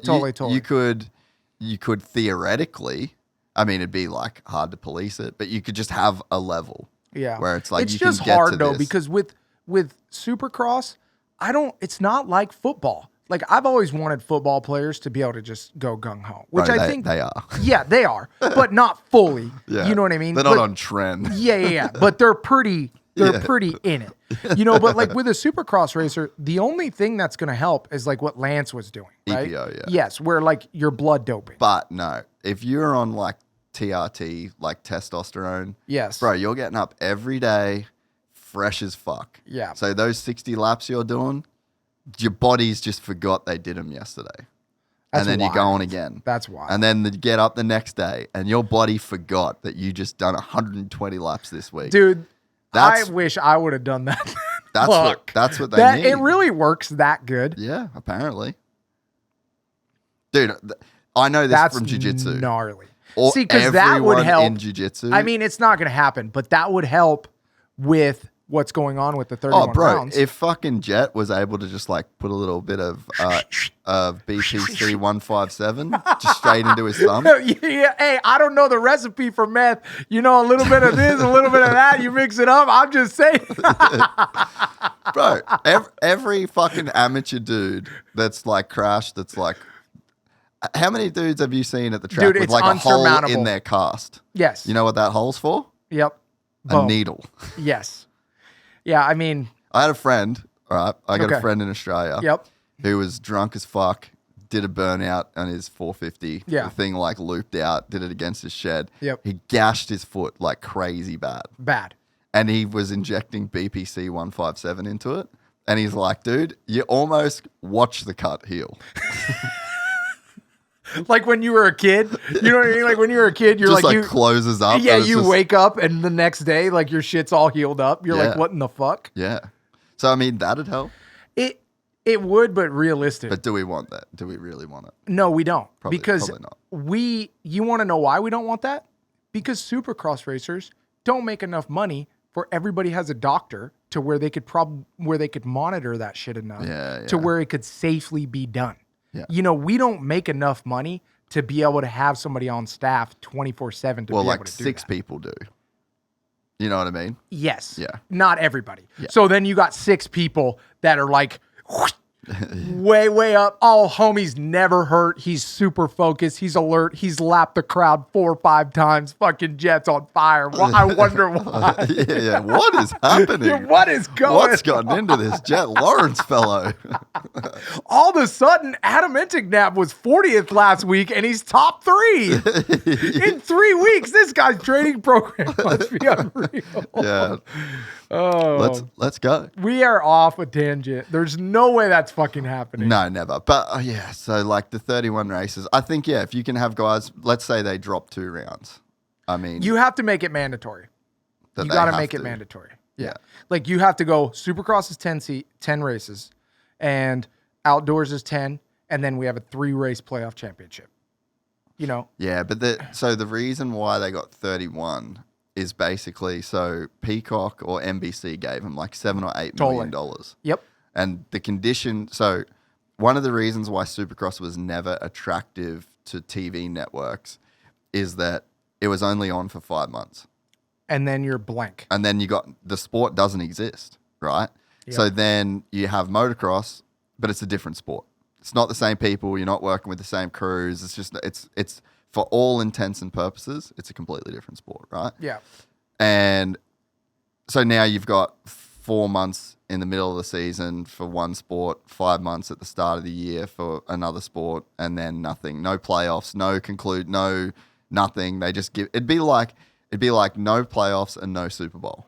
Yeah. That's what we had for the first Straight up. 50 years was Yep. like at the last round of the regular season, whoever had the most points won. Yeah. Lame. Yes. So that's why this whole thing happened. But I guess that's the issue that the sport has now is like, okay, with this model in place, how do we keep our guys alive? So here's another suggestion. We do a Triple Crown thing, but we have to do it less intensive. You know what I mean? Like a Triple Crown is actually more riding. Maybe there's weekends where it's more, somehow the competition is more focused skills of Supercross. I don't know how you do that with a lot shorter where it's more entertaining. It's the same length, but you're not as hard on the riders somehow. You know what I mean? Like do something different or shorten up outdoors. Maybe 20-minute motos instead of 30. 30-minute motos are annoying. I hate outdoors. Everybody knows that. I've said it a million years. And that's just a personal preference of riding preference because I think it's way too long. But 20 minutes is plenty of time to decide Who's the best? Yep. And I'd agree with that. Plenty of time to say, okay, the track's rough. It's gotten to a point where the guy that's the most fit is going to be able to work it out, and the best bike will still have an advantage towards the end of the moto. 20 minutes is plenty enough. If you add up, that's 20 minutes times 10, right? That's 200 minutes of less racing per outdoor season. Yep. That's something. Dude, I completely agree. And also on top of that, our sport has turned into a race to the bottom in terms of the dude who's at the bottom is like the fittest, gnarliest guy, right? Yep. And like you said, what it takes to get that level of fitness is fucking retarded. Yes. So let's say 20 minutes. If outdoors is 20 minutes, AP wins a moto. Oh, yeah. If outdoors is 20 minutes, Justin Cooper wins a moto. Yep. If outdoors is 20 minutes, Jason Anderson wins a moto. Yep. Like, we would be making our sport more competitive. Yes. And there is one or two guys that would complain. But because there's always somebody. They're the fittest, gnarliest fucking dudes. But there will be a way for that guy to rise to the top. 100%. It happens every time in every sport because now the calculation and, the finessing and the mind games are just going to be condensed into 20 minutes, and that push will be at a different time. Yeah. It will give more winners, and it will make the guys that are the best still rise to the top. But it'll give other guys more of a chance, and it'll put less time on the athletes. And better for TV, better for everything. The other thing as well, which maybe you might not like, but I think privateers throw a fucking huge spanner in the works when it comes to Supercross. Well, I was wanting to talk to you about this. Let me have it. Okay. Go hard. But I obviously disagree, right? Because you wouldn't have... I wouldn't have you. You wouldn't have 7 Deuce Deuce. You wouldn't have Weston Pike. I agree. And there's a lot of guys that wouldn't be in our sport that are notable. That should be in our sport. That have a place in our sport. That have a place in our sport.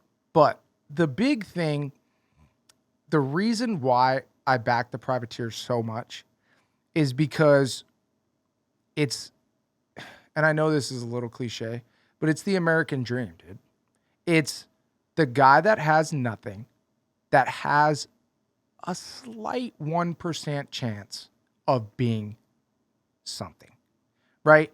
And I do agree with you on a level that there shouldn't be a privateer, but there shouldn't be somebody named a privateer anymore. I think that is so not classy of Supercross and of our whole community to call these guys privateer like we're something different than what everybody else is. I think that's fucking lame. Nowadays, everybody can fit on a fucking team, whether it was TPJ, whether it was PRMX, whether it was Bar X, whether it was Twisted T, Suzuki when they first came out. There's little teams. And I do agree that the whole sport has to figure out how to make spots and how everything can be a team. But there also needs to be a way for the riders that have the American dream, that want to come up through the ranks, have an opportunity to do so. And without that, I would never be here. I can't even imagine what I would be doing if I didn't get to race dirt bikes. Yeah. No, I completely agree. Like, everything you said is bang on. And I think it's hard to do because the sport would make more money if you there's no other sport that has privateers. And they shouldn't be called privateers anymore. We have to fucking get over that shit. Like, why are they called privateers? We're all professionals. Why do you not name Jason Anderson a privateer, but you name freaking Marshall Wetton a privateer? The guy got fucking 10th. He's on the same fucking track. Why is he a privateer? Why the fuck is that guy named a privateer? He's another professional racer on fucking Rock River Yamaha. Yeah. Stop it. You want the sport to grow? Stop fucking separating into, this is the guy that ain't got shit, that's slow, that's never going to be good. Because that guy actually can make a fucking difference and become fast. Yeah. Yeah.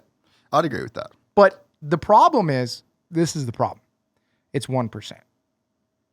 Yeah, it's cool that everybody gets a chance, but realistically, dude, it's not going to happen for everybody.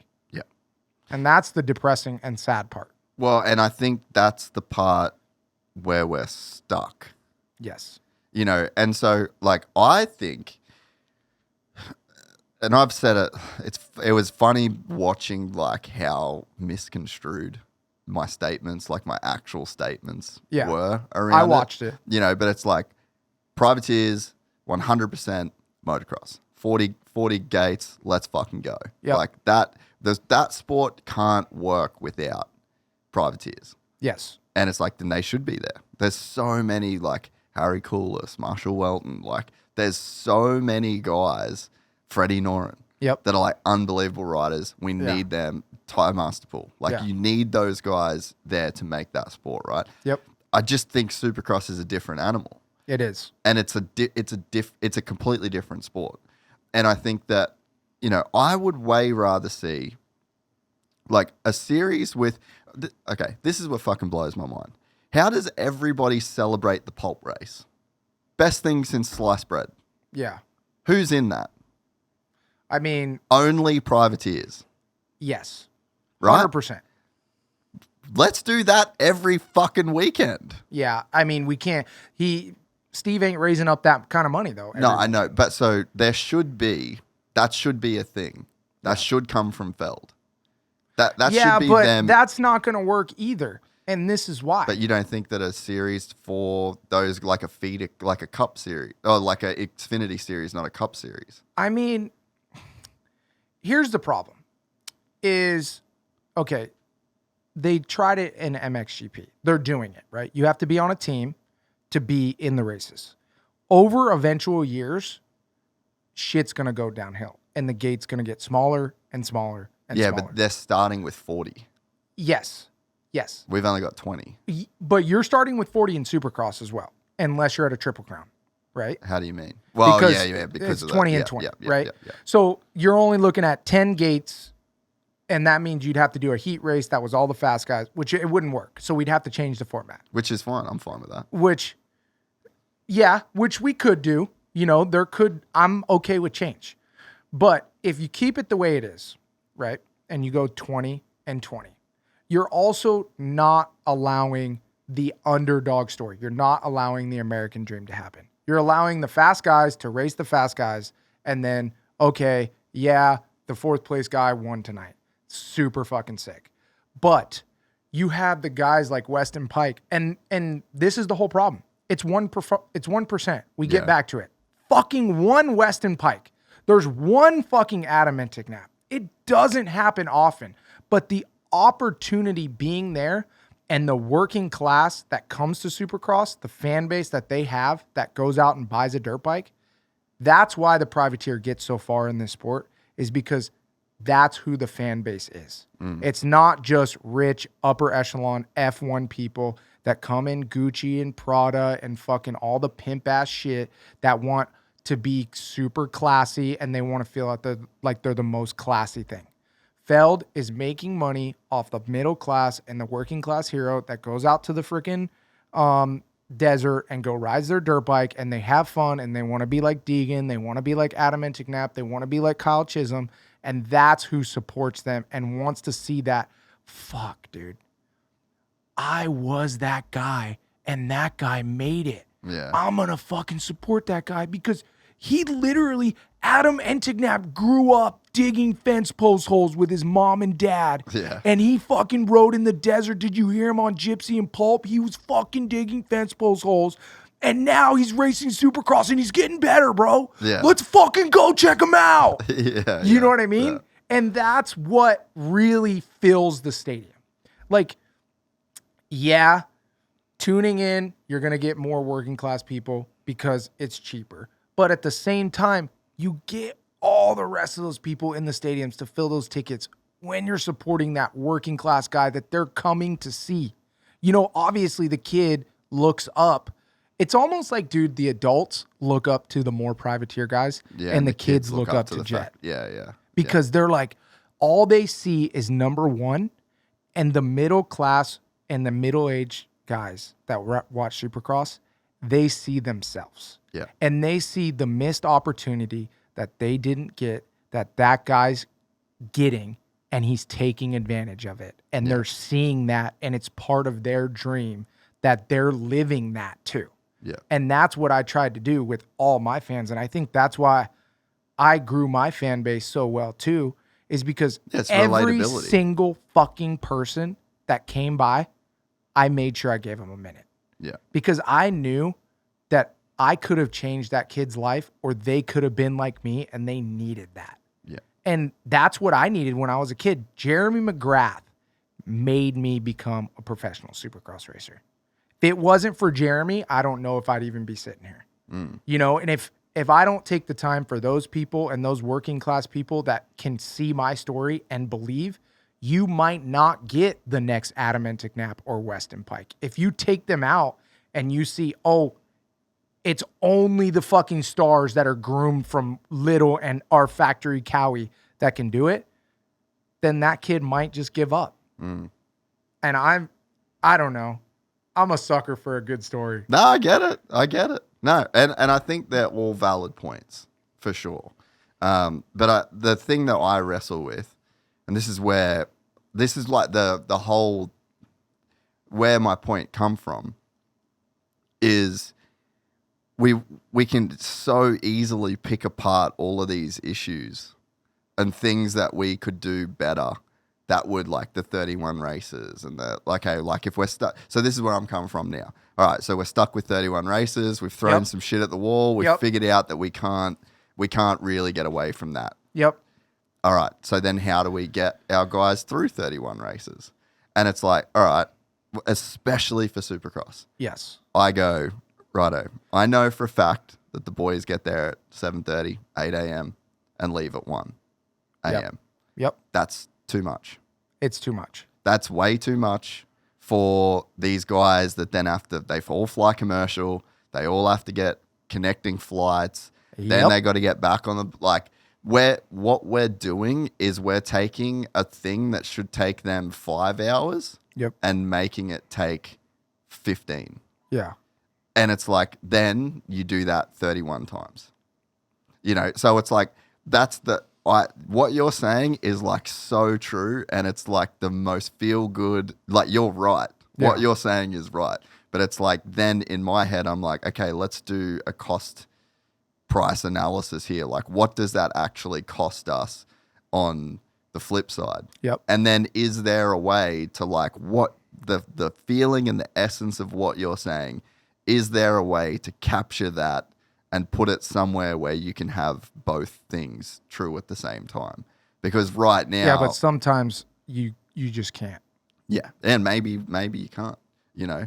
But I would personally, again, that pulp race, like, man, what if that's fucking every weekend? What if that's Friday? So you're saying... So what does the pulp race necessarily solve? It gets the privateers off the track to keep the factory guys more healthy? Well, okay, this is the problem for me, right? Okay. So just, you get to the track, it's 7:30. You chase Sexton, you get there, you got to do your spin. Then you've got 4 practices that are on the track before you. Yep. Right? Yep. So that's time.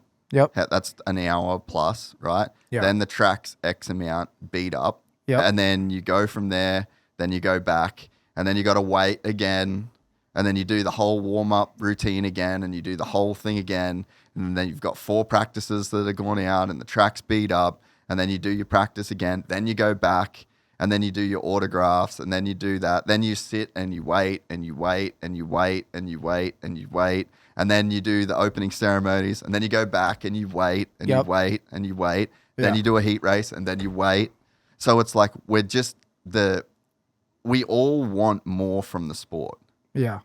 We want more time with the riders. We want them to give more to the fans. We want bigger autograph sessions. We want them to do more media. We want. Yeah. But then we want them to spend 10 hours a day locked in a fucking motorhome. Yeah.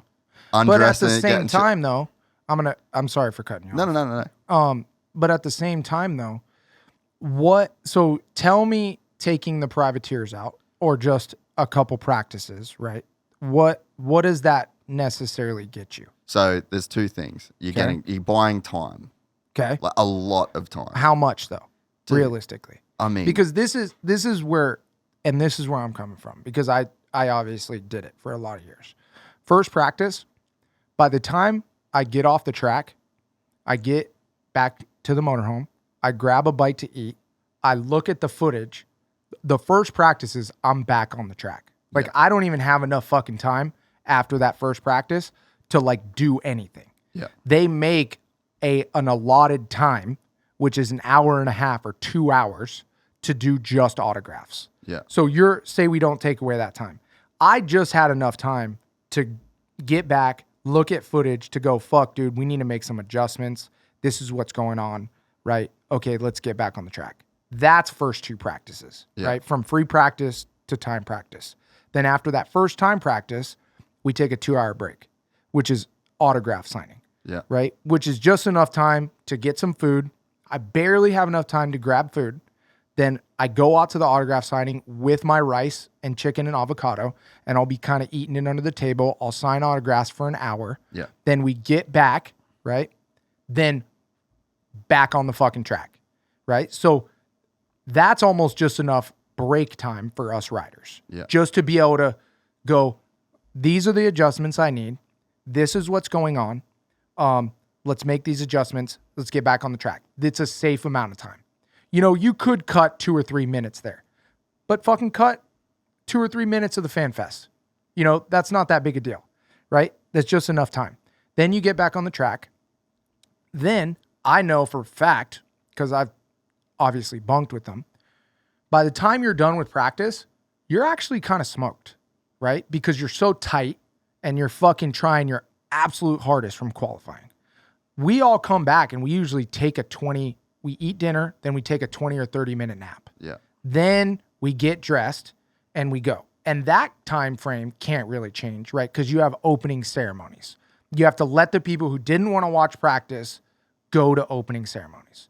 Okay. And then races, by the time I come off the first heat race, if I didn't make it out of the first heat, which I didn't, to the LCQ. I went right to the LCQ. And then right after I'm done with the LCQ, I barely have enough time to come back, eat my shit, and get to the main. Yeah. So say you win the heat, you have just enough time to review the footage from the heat, talk to your team, make an adjustment, then ride back down, fucking maybe look at Faulkner or whoever's on the big screen on a couple lines that are actually developing, and you're on the fucking gate. Yeah. A race day, whether you have those practices or not, and let's talk about the fucking track being fucked up, because that's my biggest complaint. Well, you've got 3 groups in 2 classes. Okay. Motherfucker Feld. Okay. Love Feld. They've always been good to me. Dirtworks, hire 2 more skid steer drivers and have a skid steer at every corner of the track. Done. Those skid steer guys are so good, dude. They go wop, wop, wop, wop, wop, bam, done. And you know what the worst part is? The track is the best right before the 450 main. I know that's crazy, but dude, the transitions finally get worked in. Everything's sweet, but the tires are so gnarly.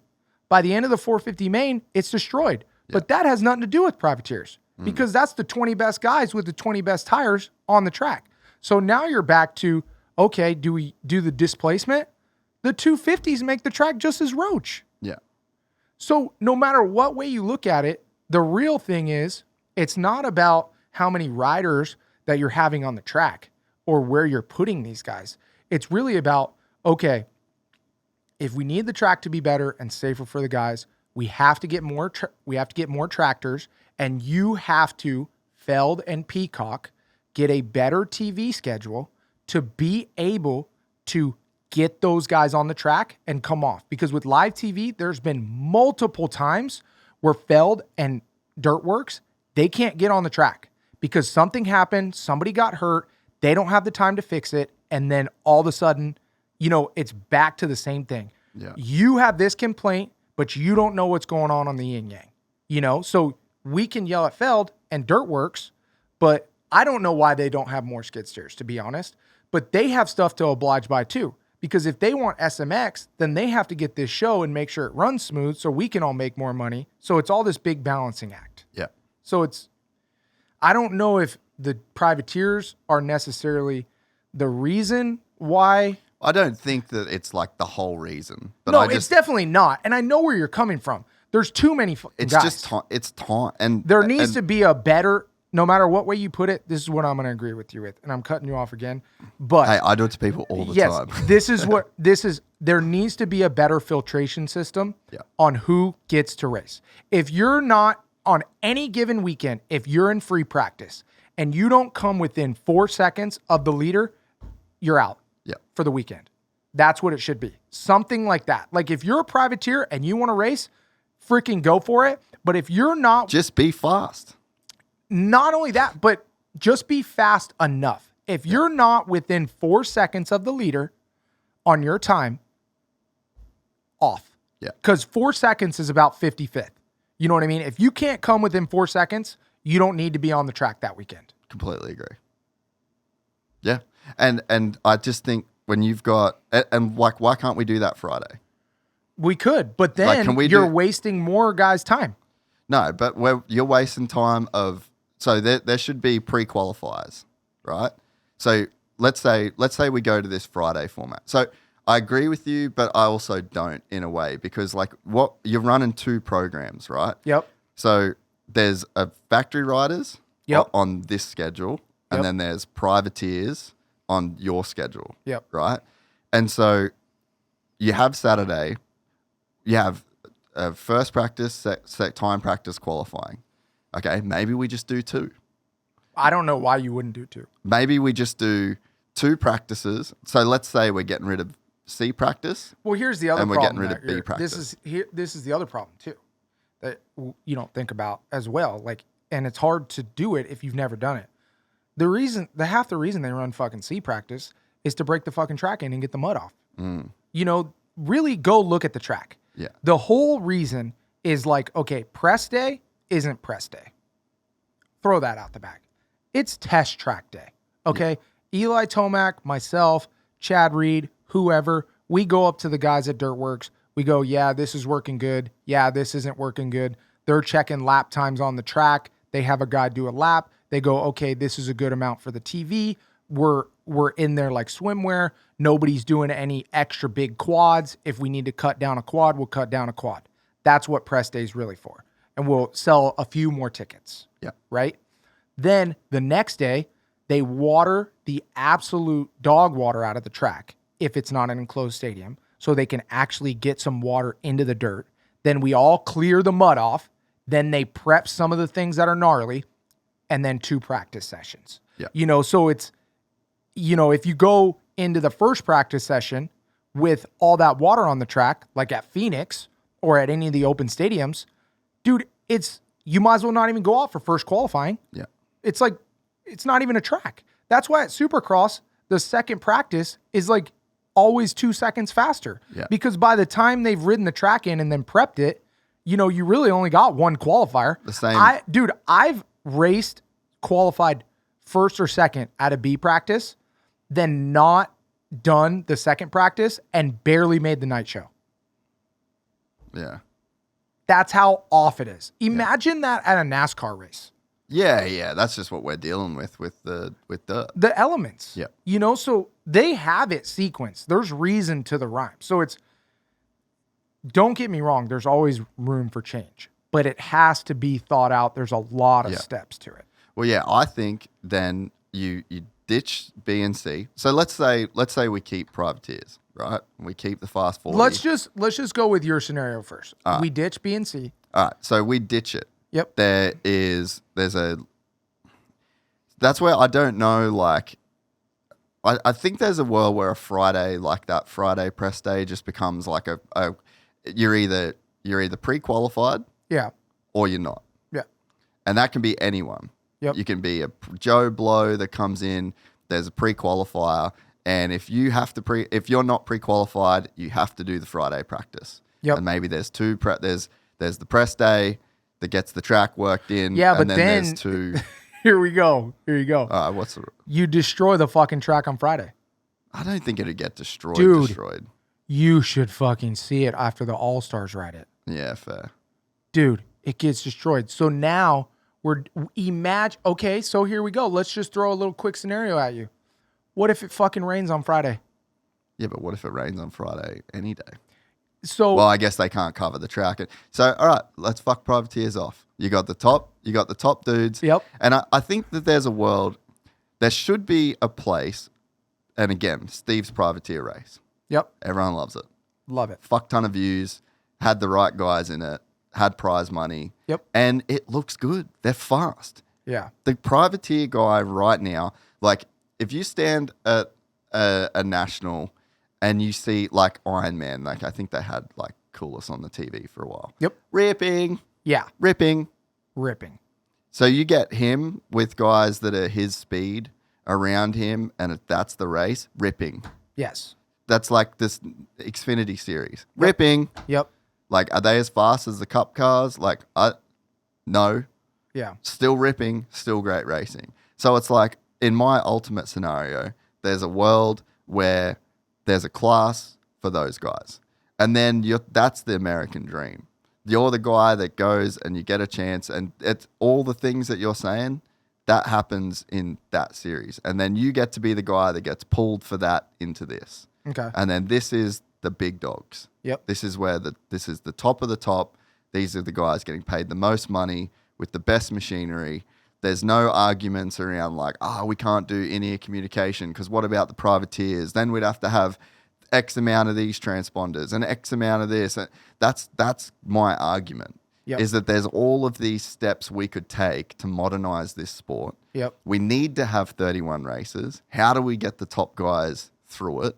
You know, let's get rid of a thing that is like, essentially it's like keeping us in there's a reason why you can't make these steps, and it's because it's like we're making 80% of the decisions for the bottom 20% of the field. Yeah. And it's like there's no other world where you do that. There's no other sport. And it's like we're in the most meritocratic thing that you can be. The fastest dude wins on the best spot. Like, we're going just like fucking A-level human performance. Yes. A-level bike. Yep. Like, we want the fastest guy to win. Yep. But we also want to give everyone a chance to participate. Yep. So it's like we're trying to play both sides of the coin. Yep. And that to me is where Supercross has got to a point where it's like, it's fucking rad. We've got to here, and it's been here forever. Yep.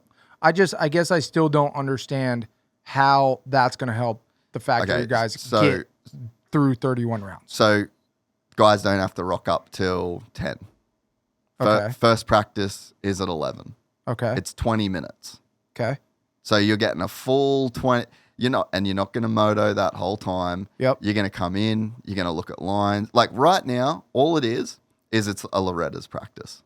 Yeah. There's nothing professional about practice at Supercross, and it's not interesting.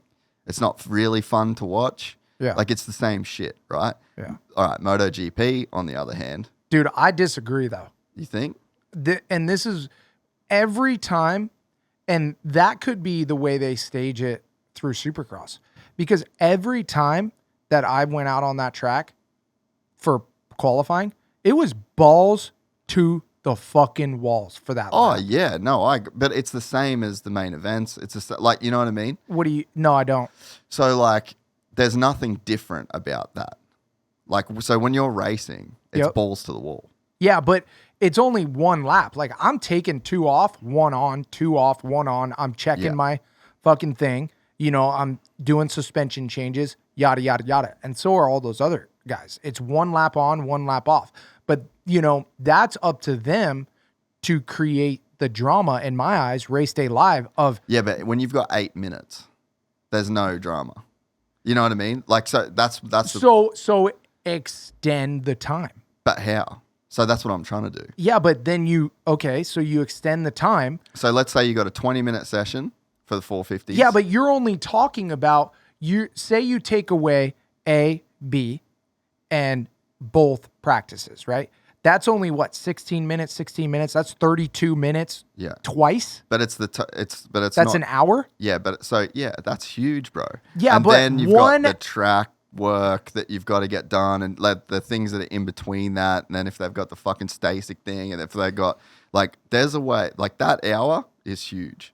Like, you could run, you start it, you run a 20-minute practice, then you really are seeing guys. Like, you can take your helmet off in 20 minutes. Yeah, but look at it this way though. Say you give the guy 20 minutes to practice, right? You cut the first practice, you only do 2 20-minute practices. You're still giving the guy, the factory guy, more time, because let's just say we don't do C. So we don't have fucking 80 signups. We only allow 50 or 60, right? So we're not doing all the privateers, but we're doing the guys that are within 4 seconds. Yeah. You know?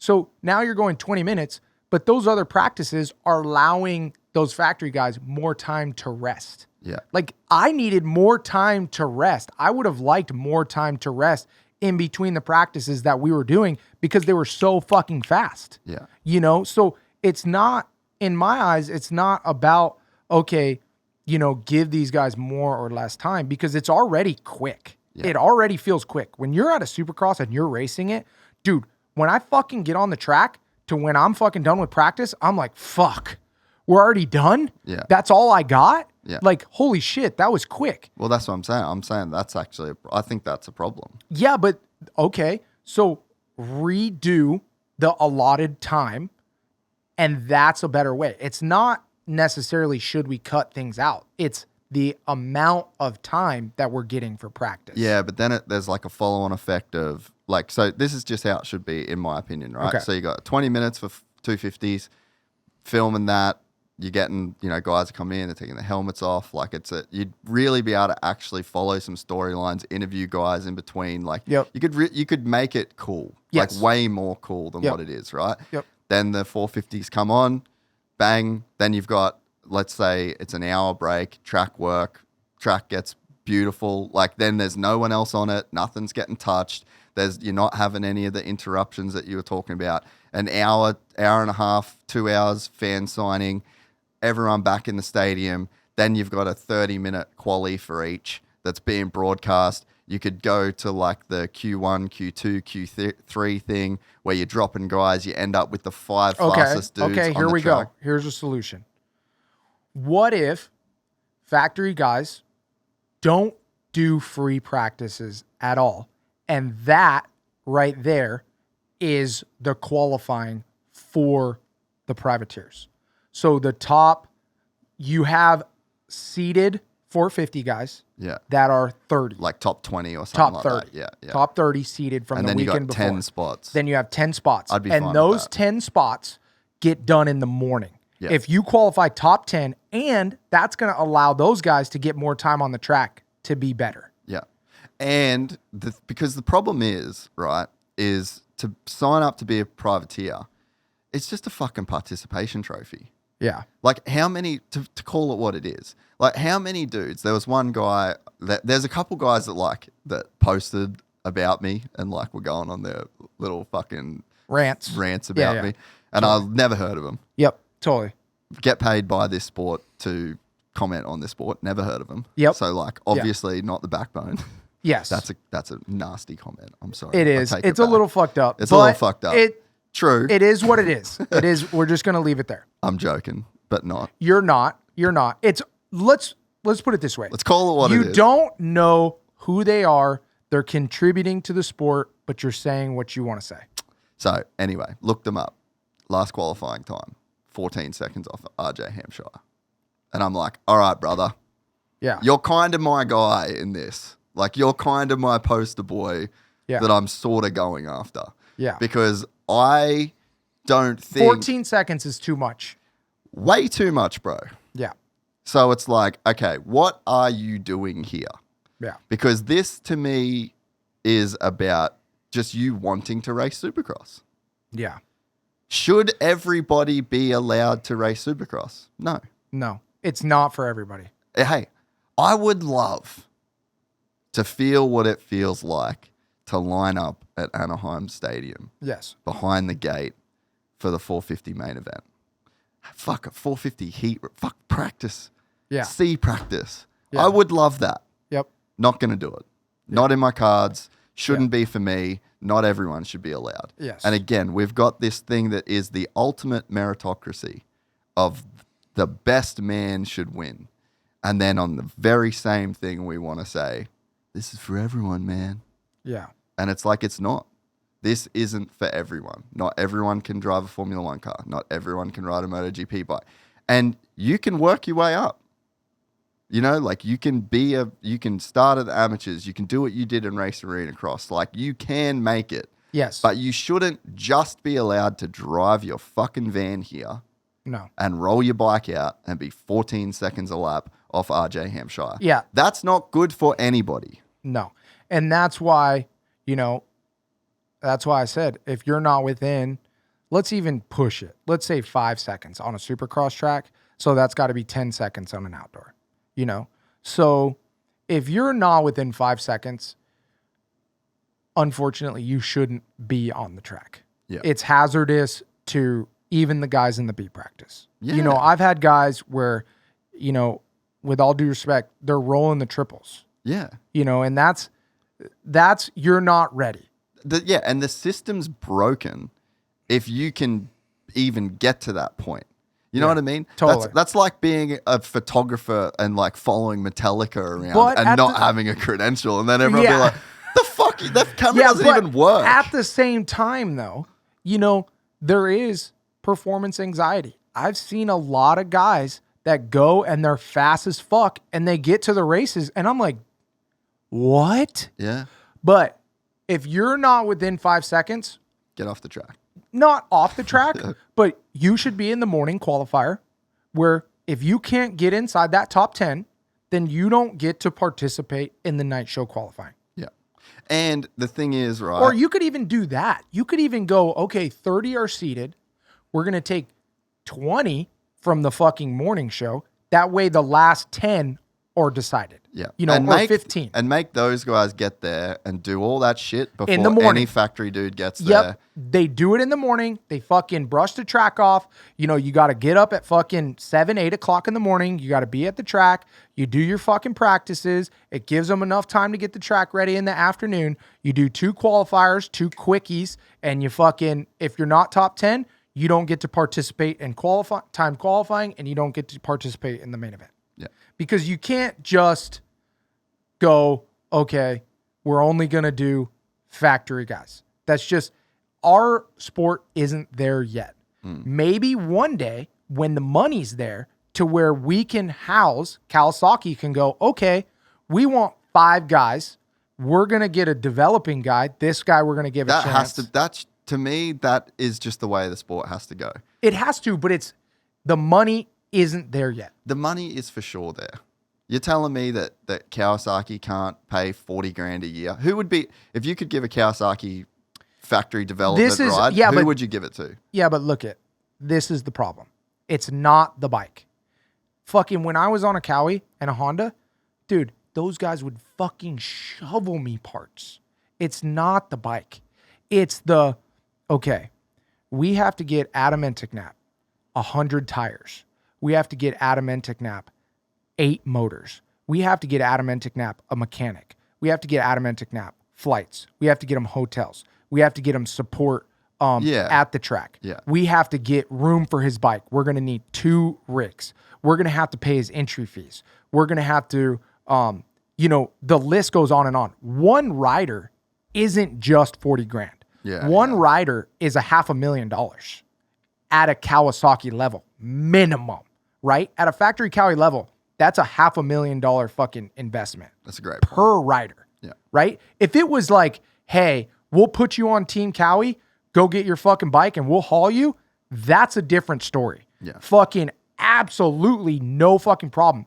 But Kawasaki's reputation is not going to go, hey, we're going to do a half-ass job with you. We're going to kick you some fucking parts. Your bike's going to be kind of stock. Your representation's going to be what the fuck ever. Here's 20 grand. We're going to have you on our team so you can race. But if you're not on our team, you don't get to race. Yeah. Cowie ain't going to do that. That's why there's only 2 fucking guys on Honda. Because look at Jett, Hunter. They pick those guys for more than just their speed. This is the image that they want. They want a clean-cut kid that's fast, that's athletic, that's proper, that's putting off this performance, and they're willing to invest millions of dollars in Jett and $1 million in Hunter to get them to look that part and be that part at the races. Honda doesn't want to go, I need 6 fucking riders. Yeah, they could easily go, here's a bunch of fucking bikes, get under the tent, let's go. But that's not what Honda as a company wants to represent. And they're not going to do that. If they can't do it at this level, they're not doing it. And I think that's the problem. Yeah. And that's why you have PRMX. That's why you have Rock River. They don't have the budget, but they love doing it. They're putting on a fantastic program. Twisted Tea, all those freaking guys. Ted Park. Club MX. Club MX. They're putting on fantastic programs, but they have gone, okay, this is our budget. Yeah, this is what we want to do. This is the level that we want to operate. This is good for us. We're solid. You know, let's live the dream, have the underdog story, and we're going to bring them up. Honda, Yeah. They go, when you buy a Honda, This is what it is. this is what you're getting. You're getting Jett Lawrence. You're getting Hunter Lawrence. This is the representation. When you see a Honda, this is what we want you to see. They don't want you to see, oh, well, you know, those other guys. Yeah. This episode is brought to you by Yamaha and the all-new 2024 YZ250F. It's no secret that I've been a big fan of this 250F. Where would you go right now if you want to win a Lights Championship? Star Yamaha. And in 2024, Yamaha has migrated their latest chassis platform to the quarter-litre King. With the new chassis designed to give you flex in the right areas that allow for maximum feel through the turns without sacrificing stability. There's also an all-new Ergos package designed at slimming down the bike and updates to the rider triangle to improve rider comfort. The Yamaha still has that same exciting engine package that has become a modern icon in the 250 class, rocketing Star Racing to the lion's share of the last decade's titles. Combine this with Yamaha's Bluetooth connectivity for easy mapping and engine monitoring, and you have one of the best production 250s on the market today. To learn more, head to YamahaMotorsports.com or click the link in the description below. Hell yeah. Bit on that. Yeah, sorry, piss break. But just to finish that thought, I mean, I agree. Like, it's a lot more than just like, oh, we've got an extra guy. But think about it more as like Brock Tickle, right? Yeah. Brock just slotted in, rode, the high-level test bike, I'm sure. Like, it was a race bike, So I think that there's a way where if you can get the point, one thing WSX did like kind of well, don't know whether they implemented it all the way perfect, was that it was like the team got the entry and the team had to show up. Yeah. It's like an F1 race, Yep. right? MotoGP. Like, there has to be X amount of bikes on the grid. And I think that, it's funny, after this whole privateer thing, I had like a lot of people reach out. Yeah. And there was a lot of people that could never say fuck the privateers, but like, they think that in a way. Yeah. But it's like that problem will solve itself because you've got Triumph, you've got Ducati. Yep. Like, there's new manufacturers that are coming in, and it's like when you've got 10 manufacturers with 2 bikes each. Yep. That's it. So I think that if you make it to where a manufacturer has to bring 2 bikes every time. Yeah. Right now, there's a factory Honda with no one on it. Yeah. But they don't have to have anyone on it. Yeah, so, but you know what I mean? But then, okay, so you get somebody on it, right? Then, okay, yeah, he proved that he could do it. But he's off because Jett's back on. And there's nobody else that'll take him. Yeah, but but then he keeps his job. So let's say you get paid $50,000 for the year. Yeah. Because Jett could go out at any weekend. Yep. And then you've got a guy that deserves, because for me, one of the problems is you're a privateer, right? You're a fucking great rider. Yeah. But you didn't have factory bikes. You didn't have a prep track every single day. Yep. You did so much of the work yourself. So let's say we go under my system where a factory has to have 2 bikes. Yep. Which means minimum they have to have one guy on the roster that is paid to be at every single race. Yep. Just in case shit goes down. Yes. Right? Yes. So that is then 10 guys that have a job. Yep. So 10 privateers. So imagine the top 10 privateers behind all of the factory dudes. Yeah. Getting paid, access to a test track every day. Maybe they don't get to race every weekend. Yeah. But they're still on the track. They're able to get the compounding in a way that they never would have before. And then if we're going to this unseeded like seeded, unseeded, then those 10 dudes that ride for a team essentially get to be on their good test bike with good suspension, and they get a chance every weekend to put it into the main. Yeah. You know what I mean? So it's like I think there's a way to do it. Like reserve driver, like Jack Doohan. he just got a drive with Alpine. He's been a reserve driver all year for Alpine. He's there. He's done practice sessions. He's done test sessions. Not to just compare everything to F1, but you know what I mean? So, like, you got 10 guys. Let's say factories go like, fuck, we need to have 2 dudes.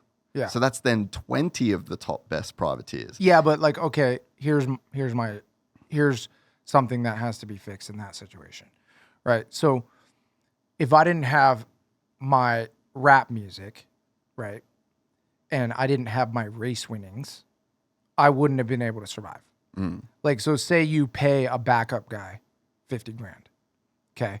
The backup guy will, even though you give him all that shit, he'll never be able to sustain the correct program to be able to do it without more money than that. And if he can't race. Yeah, but so what if everything's taken care for? Everything's paid. It's not like you're giving him what that's his factory, salary. Yeah, but what factory team pays their guy to have a house, like gives them a house, gives them truck fuel, gives them food, gives them all that shit? What? Name one guy. There isn't. And that's what rap did for me. That's why I got good after the whole rap thing came out and I got that ride. It ain't because HEP paid me.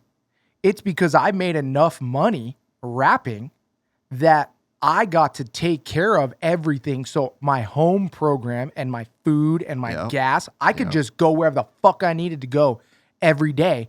And then that way I could be comfortable to be able to relax. Because, dude, being a professional isn't about the time at the track. It's about how you get rest and eat and what's all figured out scheduled wise. And that's what took me so long to figure out. You can only, there's a book, Atomic Habits, I talk about all the time, recommend it to everybody. One of the key themes in that is you basically fail to the level of your processes. There you go. You know, and you rise to the level of your processes and systems. Yep. And what you're saying is so true. And that's what I did when I was a privateer and not doing as well. Is I was going to the track. It was a fucking shit show, I bet. Yeah, I was going to the track. I was practicing 40 laps. I was so fucking tired. I had to run back up to fucking Hesperia to get my motor and my suspension done because my bike's going to blow up the next day. And I had all these people that were willing to help, but I didn't have any money. I had no fucking money. You know, and my parents were decently well off. They owned a big fence company. But dude, once I was 18, my dad and my mom were kind of like, hey, dude, if you want to like race and make a go at this, we love you and we will help you. But you got to start kind of figuring out how to make this work, you know? And so that's what I did. I made it work. I had all these people because in Supercross and Motocross, what I love about it is our community. Everybody wants to help. Yeah. Everybody loves to help, but nobody fucking gives you cash. And that's where the rapping came in. I got fucking cash revenue. I got to be able to stay here. I got to be able to like go, hey, you know what? Get a decent flight. Get a decent flight. Yeah. Go, hey, bro, fucking ship it. Ship that bitch overnight. Yeah. Here's $200. I ain't driving there. No, I'm not fucking driving. Yeah. Get this done. Get that done. And all of a sudden, all this stuff was here instead of way out here. And I could just go, wait a minute. All I had to do today was fucking wake up and put my laps in and then sleep and then eat and then go to the gym and then sleep again. That's all I had to do? Yeah. What the fuck? Yeah, I'm going to get better. What do you mean? When I'm fucking going like a chicken with my fucking head cut off a million different directions, I can't do it. Yeah. And that doesn't help a privateer if they get paid 50 grand on factory Cowie because they're still going to have to work fucking construction and they're not going to get any better. Yeah, but I don't think so let's say, all right, 50 is maybe a bit unrealistic. Like that's probably not. Yeah, but how are you going to pay? I mean, you don't have to pay anything. You're a factory rider. No. How is Cowie going to pay 5 guys that much money? But they're paying Anderson $1 million. Yeah, but Anderson's still going to want $1 million.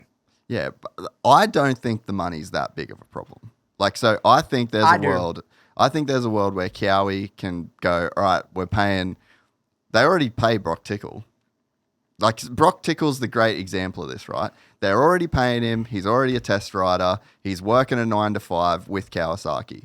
And I'll bet you though, if they paid him just to be a test rider, he would have another job. How do you mean? Like, I'll bet you if he didn't work at Cowie as well, doing other things, But that's what I'm saying. he wouldn't make enough money to just ride as a test rider. Yeah, but that's what I'm saying is like that's the level. Like you've got truck drivers, you got suspension guys, you got this guy. That's also a guy that you need. Yes. And you need to have one, potentially two of those guys, because if you don't have two, you could be kind of fucked. Yeah. And it's like, I think that that's the way that you fix that. Like, basically, everything you just described is what they get. They rock up to the test track every day. They just get to go there. They do their testing. They do their laps. They don't wash their bike. They don't have to. But now you're talking, a $500,000 investment again. Yeah, but I just don't think it's that much of a problem. I do. I think it's a major problem. I don't like when you look at the count of how many dirt bikes are sold for Kawasaki, dude, it's not as much as we all think it is. Oh, for sure. Yeah. And the economics, we're so lucky in our sport that we're like the brands need to win. Yes. And they need to win not based on how many bikes they sell. They need to win for their overall brand. Yes. Like Kawasaki, yeah, you fucking nailed it. Like Suzuki doesn't sell enough RMZ 450s to go racing. They didn't sell enough RMZ 450s to pay for Ricky's salary. Nope. You know what I mean? But as a company, yes, in a competitive marketplace where you've got competition, they have to race and they have to do well. Okay. Kawasaki, Honda and Yamaha are like locked into a battle.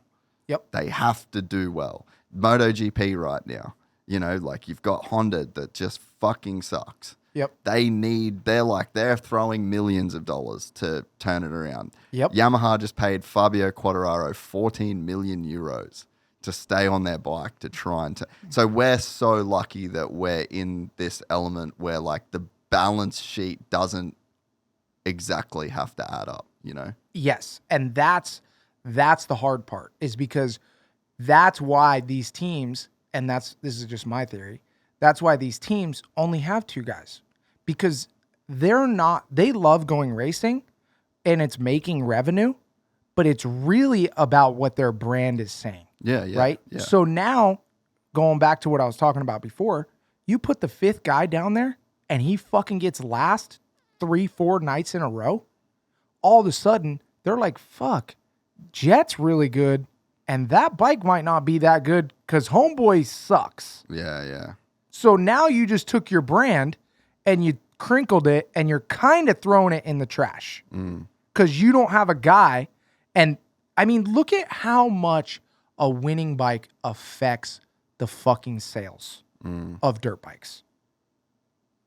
It'd be interesting how many people buy that new 450, that new Honda. Right? Yeah. And then you get Jett to win on it 3 or 4 years in a row, and it's the number one selling fucking bike because people are smart enough. I feel like Yamaha's been like that. How many Yamahas because have you seen all of lately? a sudden you've seen Star Racing Yamaha just be the fucking shit for so fucking long. And all of a sudden these 250s, everybody's on a fucking Yamaha 250. Yeah. Everybody and their mom. And it's the best bike. And you got Kiefer freaking, it's the best bike, da-da-da-da-da. And then now everybody's talking shit about KTM. I barely see a KTM at the track now. You give KTM 3 years of winning, every vet guy in the world's going to show up back at the track with a KTM. Yeah. But it takes a few years. Yeah. And the guy's got to win. And then all of a sudden you're seeing Plessinger get better. And you're like, oh, they must have figured something out because both fucking guys are getting better. Yeah. But then you go and you put a shitty guy on there and you're like, maybe it's fucking Chase just figuring it out and he's finally winning. Yeah. But you got two guys progressing and then all of a sudden it's the bike. Yeah. So it's all branding and all that shit too. Yeah. I mean, it runs deep. It's deep. It's deep. I got one more little controversial topic for you. Okay. Yes. I love controversy. Deegan and Motocross the Nations. What's your thoughts? I have thoughts, but I want to hear yours. This is me. I put myself in Deegan's shoes. Okay? I'm a fucking American, right? Like, this is just me Born in the personally. USA. Yeah. Born in the USA. You know what I mean? I know Okay, you that's mean, me. son. That's me.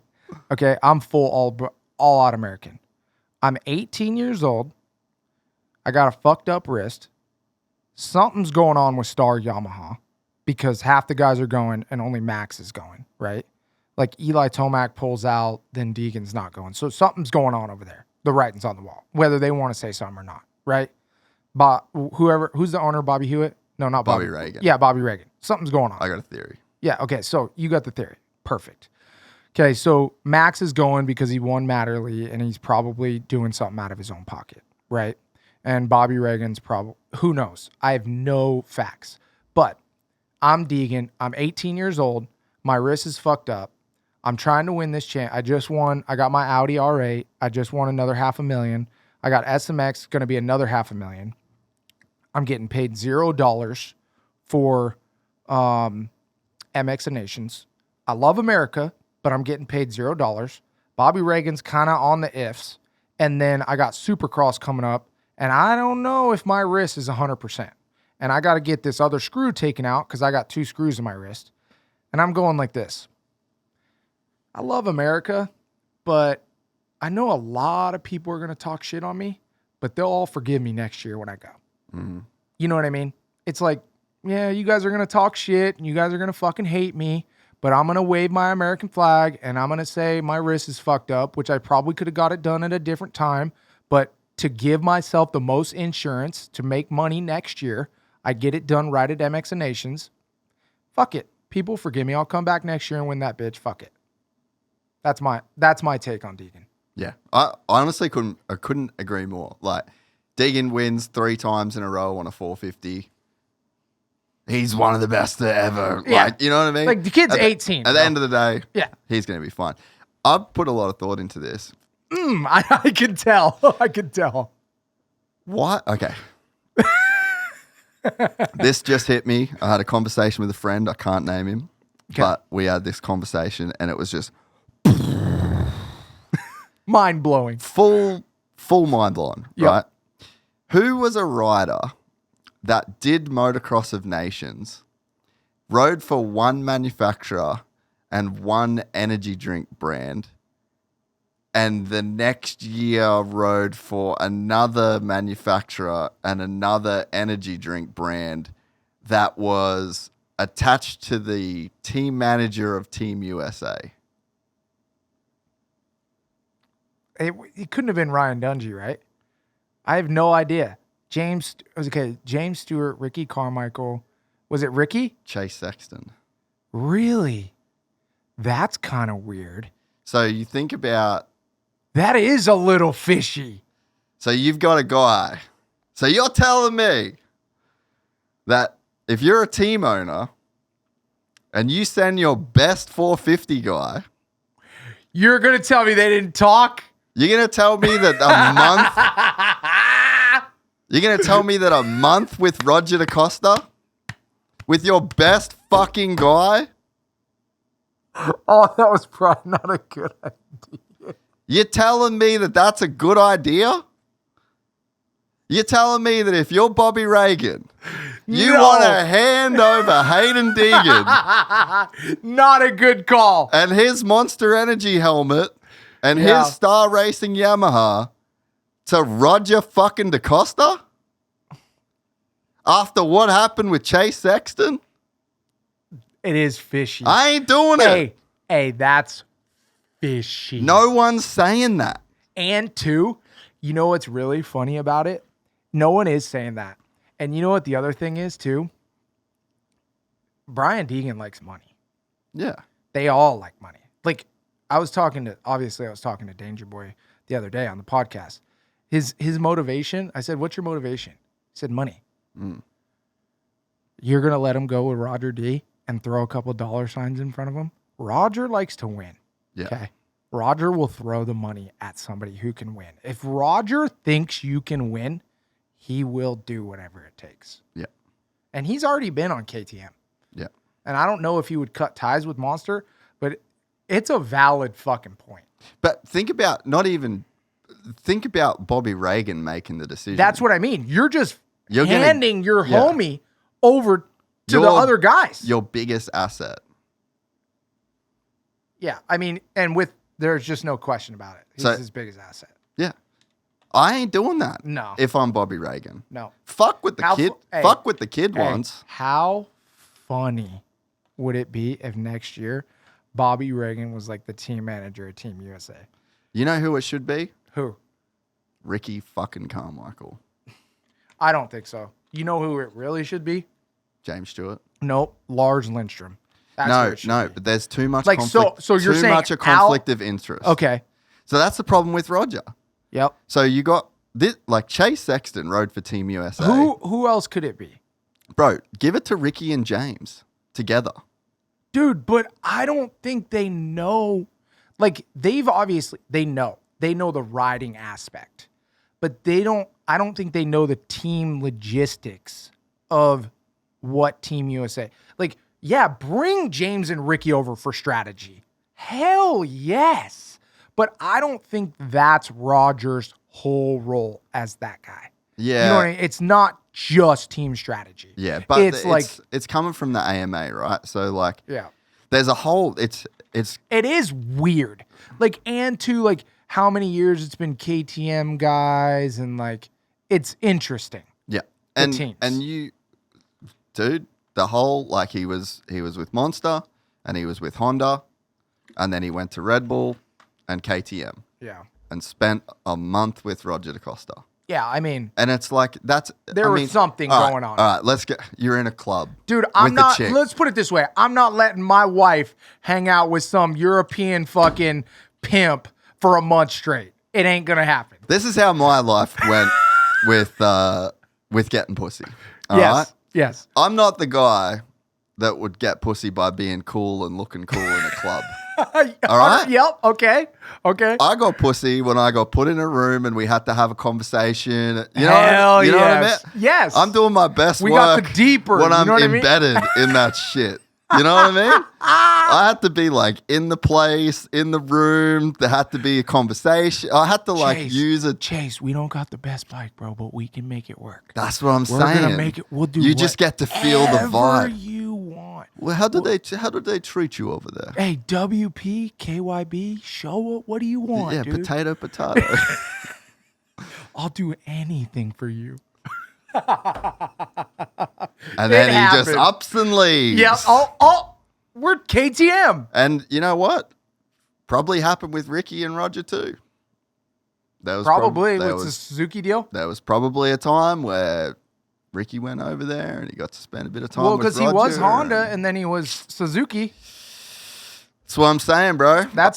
Dude, did we just figure out Roger DaCosta's secret technique of getting riders? Yep. I think we did, dude. Hey, fair play to him. Yeah. The guy's a genius. He is. But if I'm Bobby Reagan, I'm just not doing it. Yeah. It's too risky.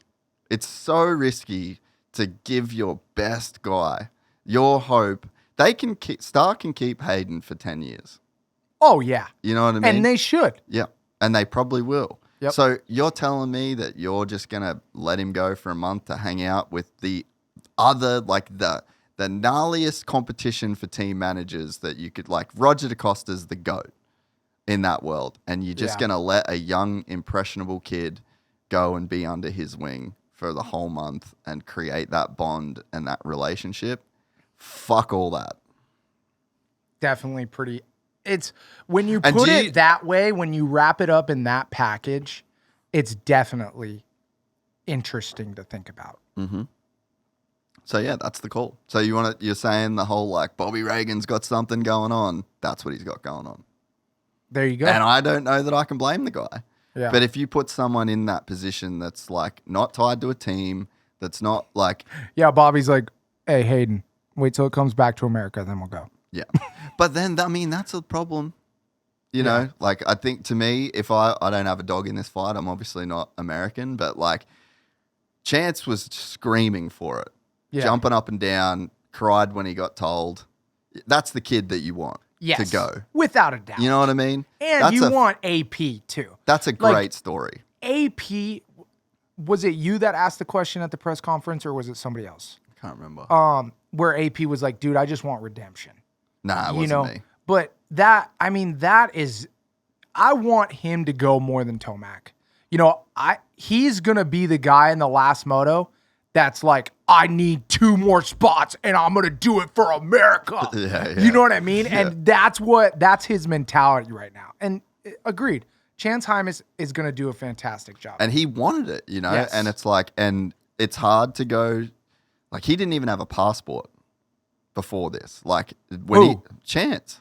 Really? When he found out, he was like, he got a passport, his parents got passports, like, wow, that's cool. Not even knowing that they could go. Yes. And like third best guy. Yep. And this guy is going out at 19 years old and saying to his parents, hey, I need a passport just in case. You guys, let's all That's get passports. so rad. Let's get the flights going. Like, let's figure this out. They're figuring out where they're going to fly from. Like, they put in the work just in case. If I'm an American, I want that kid to go. Yes. I mean, I want Deegan to go too. Yeah. Like, for sure. But either one of those guys, yeah. let's do it, dude.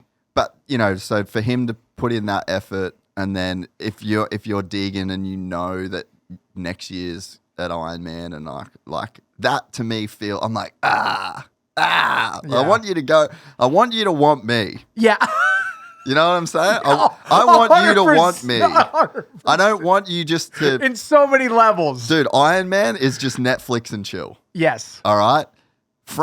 Madeley Basin is like, we're taking a fucking trip with my family. Yeah. And my crazy uncle's going to be there. My crazy auntie's going to be there. There's cats Dude, at the house. is... You're allergic to cats. Like, yeah. I want you to want to go in that circumstance. Yes. It's an experience. I don't want you just to Netflix and chill. Yep. And next year at Ironman, that's just a Netflix and chill. It is, especially for us Americans. Yeah. It's going to be like, oh, we wanted Ironman. We should have won. Yep. Instead of, dude, we went to Matterley. It was muddy and freaking, it was crazy, and the fans were freaking nuts, and it was insane. You know what I mean? Like, it's going to be something you remember for the rest of your life. Yeah. So anyway, but that was my little point. But it also raises a bigger picture debate about Motocross of Nations. Do you know what it cost? No, I have no idea. Okay. This will fucking cook your noodle. So I'm ready for my noodle to be cooked. Just have a guess how much the promoter, so the Dixon that runs Madeley Basin, have a guess the check he has to hand over to Giuseppe Lungo to run Motocross of Nations at his track. I think I kind of know a number, though. I want to say 1.8 million. It's 1 million euros. Oh, really? Cash before the event starts. There you go, guys. Where's that money go? To homie's pocket. Damn sure doesn't get the teams there, because Nah. I know that Motorcycling Australia is doing fucking jersey 1 raffles. million euros. Euros, bro. I know that Team Australia is raffling fucking jerseys so that it can fly over the coach or like the team manager. Yeah. Like, all that money comes from the fucking teams and comes from Motorcycling Australia doing raffles and Yeah. And then the promoter is getting cut a check for $1 million. That's one revenue stream that's coming in for that race, right? So then what else have we got? We got entry fees. We got sponsorship. We got TV deal. And then so when these guys are bringing up the whole money thing, Yeah. there's a fucking argument there, bro. Yeah. There really is an argument there as well. And it's like, why can't so you want to tell me that Motocross of Nations is the most prestigious event of the year. So that's the sell. So that's the people that are pissed off at Deegan, that's the sell, right? Yeah, but as a motocross, professional motocross and supercross racer, it's not that.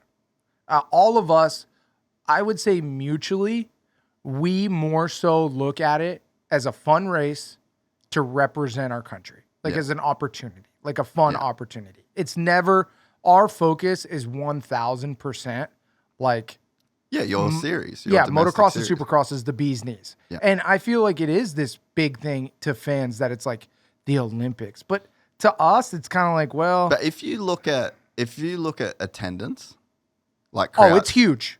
it probably is the biggest race. Yes. So like it's fucking prestigious, Yep. crazy history, It's a great fan draw, that's for sure. best guys in the world, Yep. all coming together for one weekend when they never do. Yeah. So it's like it actually is the biggest race. Yeah. Why can't we treat it like that? Why can't it be for 500 grand? Why can't it be for $250,000? Like, why can't the teams? Because you're asking the teams to pay to go, right? I mean, dude, What are you getting? You're what are you preaching to the choir? You're preaching to the choir. Yeah. I mean, to me, all of us racers, it's like we'll go. But it's not like, oh yeah, because we don't make any money. Yeah. But you know, you don't even get your costs covered. it is kind of weird though to think of it like that, the way that you just put it. Like all the best guys are there. But I don't see like Think even when I about- watch it, they're not like you can tell that the top guys, if they don't get the start and they're not in the like fight for the win, they kind of back off. You know, it kind of reminds me of like the all-star football game or all-star basketball game where like if it's a big lead, then they're hucking up halfway three-pointers and stuff like that. But like the guys who are actually like close, they'll really play for a little bit until they kind of see what's happening. And then, okay, yeah, we're in it or we're not. Yeah. You know, and that's what I feel like is happening. It happens with MX Nations. You know, like it's kind of, I don't know. I kind of laugh. What's the country every year that just throws some guys from America? Puerto Rico. Puerto Rico. Like what? Come on, guys. Come on, guy.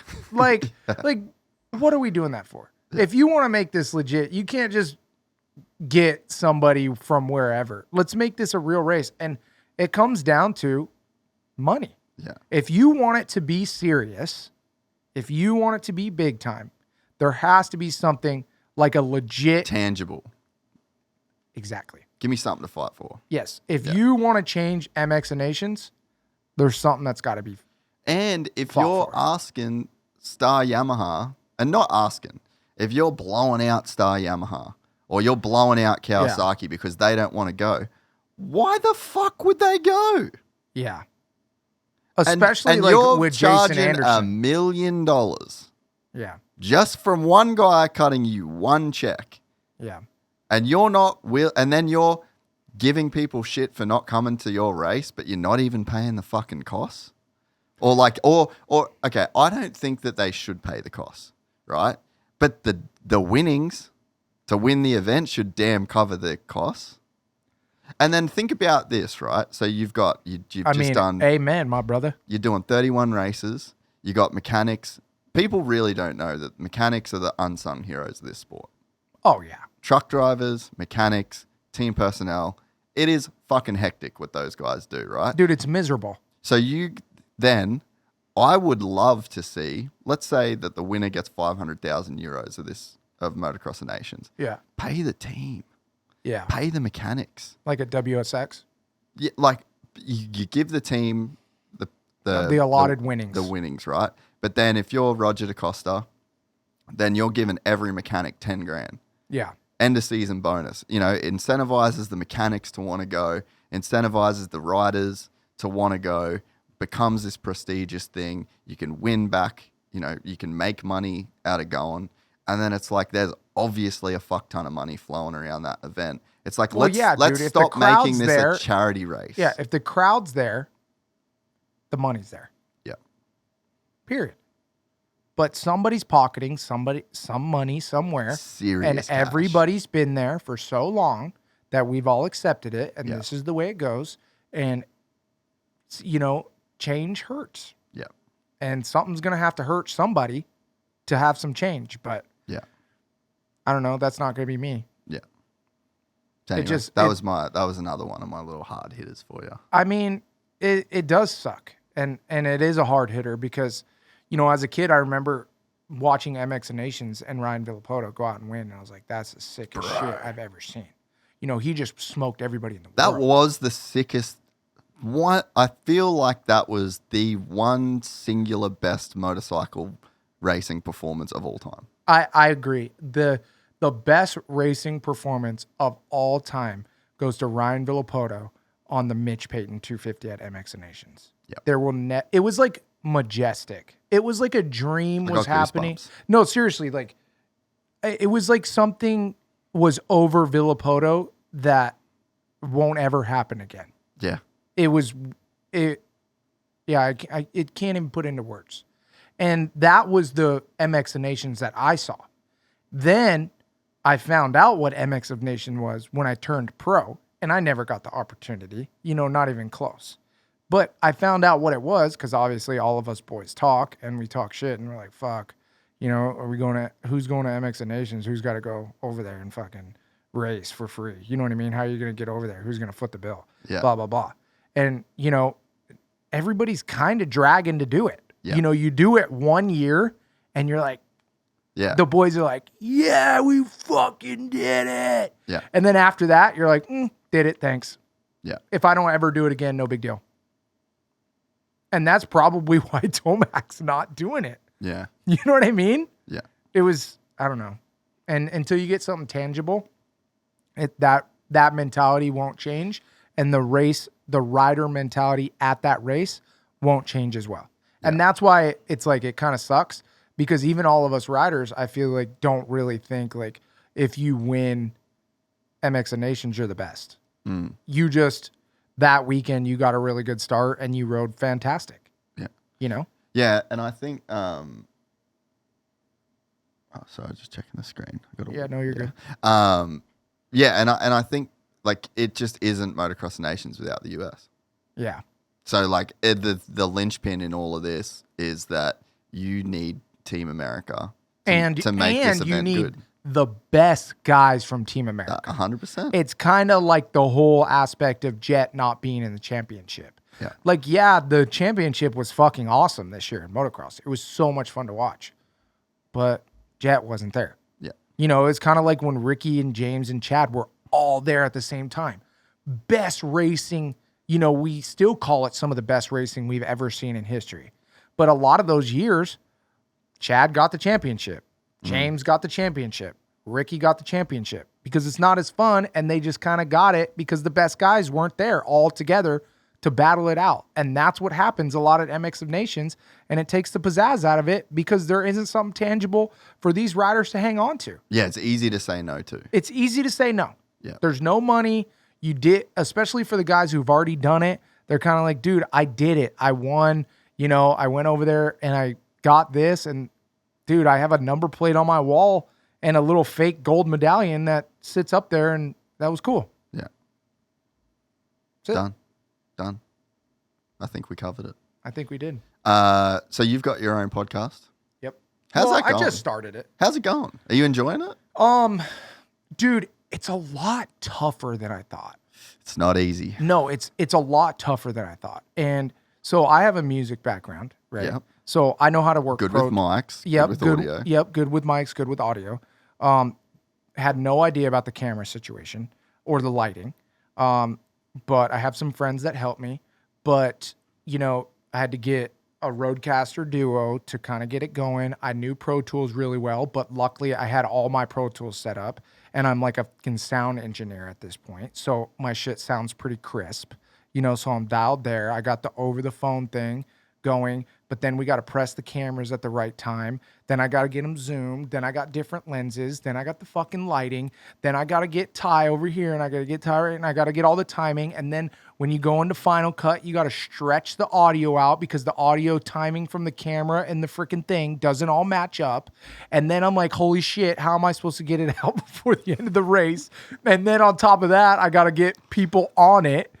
Thank God I have my brother so we can banter and just do shows without having, and it's just results, But I think the biggest thing that was the hardest is I was really disappointed in the views, at first. Yeah. Because I think my first podcast that I did got 3,000, 4,000 views. And then after that, it was 800 views. And then it was another 700 views. And I'm like, fuck. this is going to be a long fucking haul, baby. Yeah. And then I started the Instagram from 0. So we're starting at 0. Which is depressing. It's so depressing. And now every week I'm seeing 500, 1,000 more views, and we're getting 100 more subscribers, and we're getting our consistent people. But I've done this motherfucker every week on Monday at the same time, not missing one. And I'm like, oh, and this is only one podcast a week. And then I'm getting into like, okay, now I got to go fucking clip them up. Now I got to get the clips. Now I got to put the clips on Instagram. Got to put them on TikTok too. Got to put them on Twitter. Got to put them on that other social media. Got to get them on YouTube. Fuck. Wait a minute. You just have the cover of your podcast with you as a picture. You didn't put a thumbnail. Got to fucking do a thumbnail. Got to get a thumbnail for it.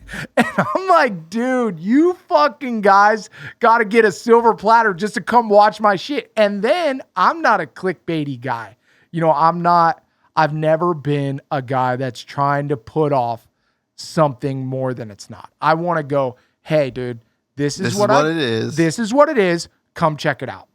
Well, fuck you and YouTube, because that doesn't work. That don't fucking work. So now you got to come up with these clickbaity ass titles, and then you're looking at colors and you're studying colors and analytics of like, okay, you got to get it super simple. How is it going to catch somebody? You're looking at, okay, expressions of your face need to be on the front of the podcast. You got to get what you're talking about. You got to get the right quote with the ending that kind of is a little bit, what do you want to call it? Ambiguous. Yes, ambiguous and drawing you in. This shit's a bitch. So I'm learning a whole new world, and my dumbass fucking just went blackout ever since I stopped my career. So I just stopped my Instagram, focused on my kid, and just, didn't realize what I had and what I was losing. Yeah, so now I'm trying to finally get everybody active on my Instagram again, to where like people are starting to involve and interact again. Yeah. So Instagram's trying to get back in the algorithm of like, yeah, I'm a daily poster, this stuff's going on, this, and this. It's a full-time job. And it's been fun to be back in racing. It's been fun to kind of see the kids coming up, be more involved. I'm not a reporter, unfortunately. A journalist is kind of my issue. In what way? I don't like to do breaking news. Yeah, don't do it. I'm homies with all the guys. Don't do it. I'm staying away from it. I don't do it. Yeah, That's a whole fucking rat race that you just don't want to get involved in. No. And I want to break things, but I don't want to be the first one to do it, and I want to analyze from my career. I was going to make a comment. What? But I'm not going to. Do it. No. Do it. I'll tell you off air. Okay. That was close. But I like I was just about to go off on people breaking things that they shouldn't. It's so fucking disrespectful. It is very, and I feel like it is so disrespectful. Fuck. And I never wanted my shit broke until I wanted it. And I got very lucky to have personal relationships with a lot of the guys and be close to the chest with it. So I didn't have that happen to me, but it is really fucked up because you're pissing off a lot of people, and you want to tell your family and you want to tell especially when people. It's like personal shit too. Right? Like, dude, fuck off. Like, dude, let me say that shit.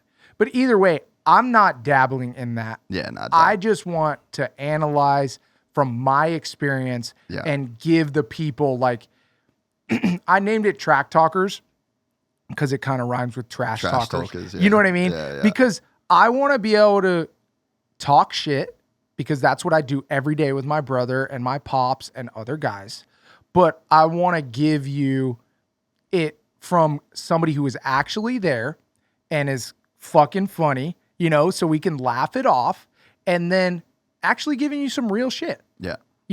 Where it's fucking real. Yeah. It's not just some fucking guy saying shit. You're not owned by anyone. You're not in the Racer Hell X universe. Yes. You know what I mean? Yes. And it's like, and that's in no way shade at anybody that's not. Like, we need that. Yes, we But definitely do. We 100% need pulp. We 100% need vital. We need all that shit. Like, As many as we can get. that makes there's like a whole layer of the industry that is built on that. 100%.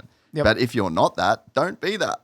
Totally. Like, you get a chance. You're in such a unique position. I love the clips that you do. I love your voice. I love the way that you come across it. It's very unique the way that you're doing it, you know? And it's like, it makes so much sense. Like, you were crazy successful in this sport as a dude that never got on the podium, never won, and you still managed to be incredibly successful. And it's like the same thing that made you successful in racing is what's going to make you successful in this, you know? Yeah. And it's like, I love the way you guys are doing it. I appreciate that. And you know what? Like, this is the other thing. Like, this is the other thing that really pisses me off about people.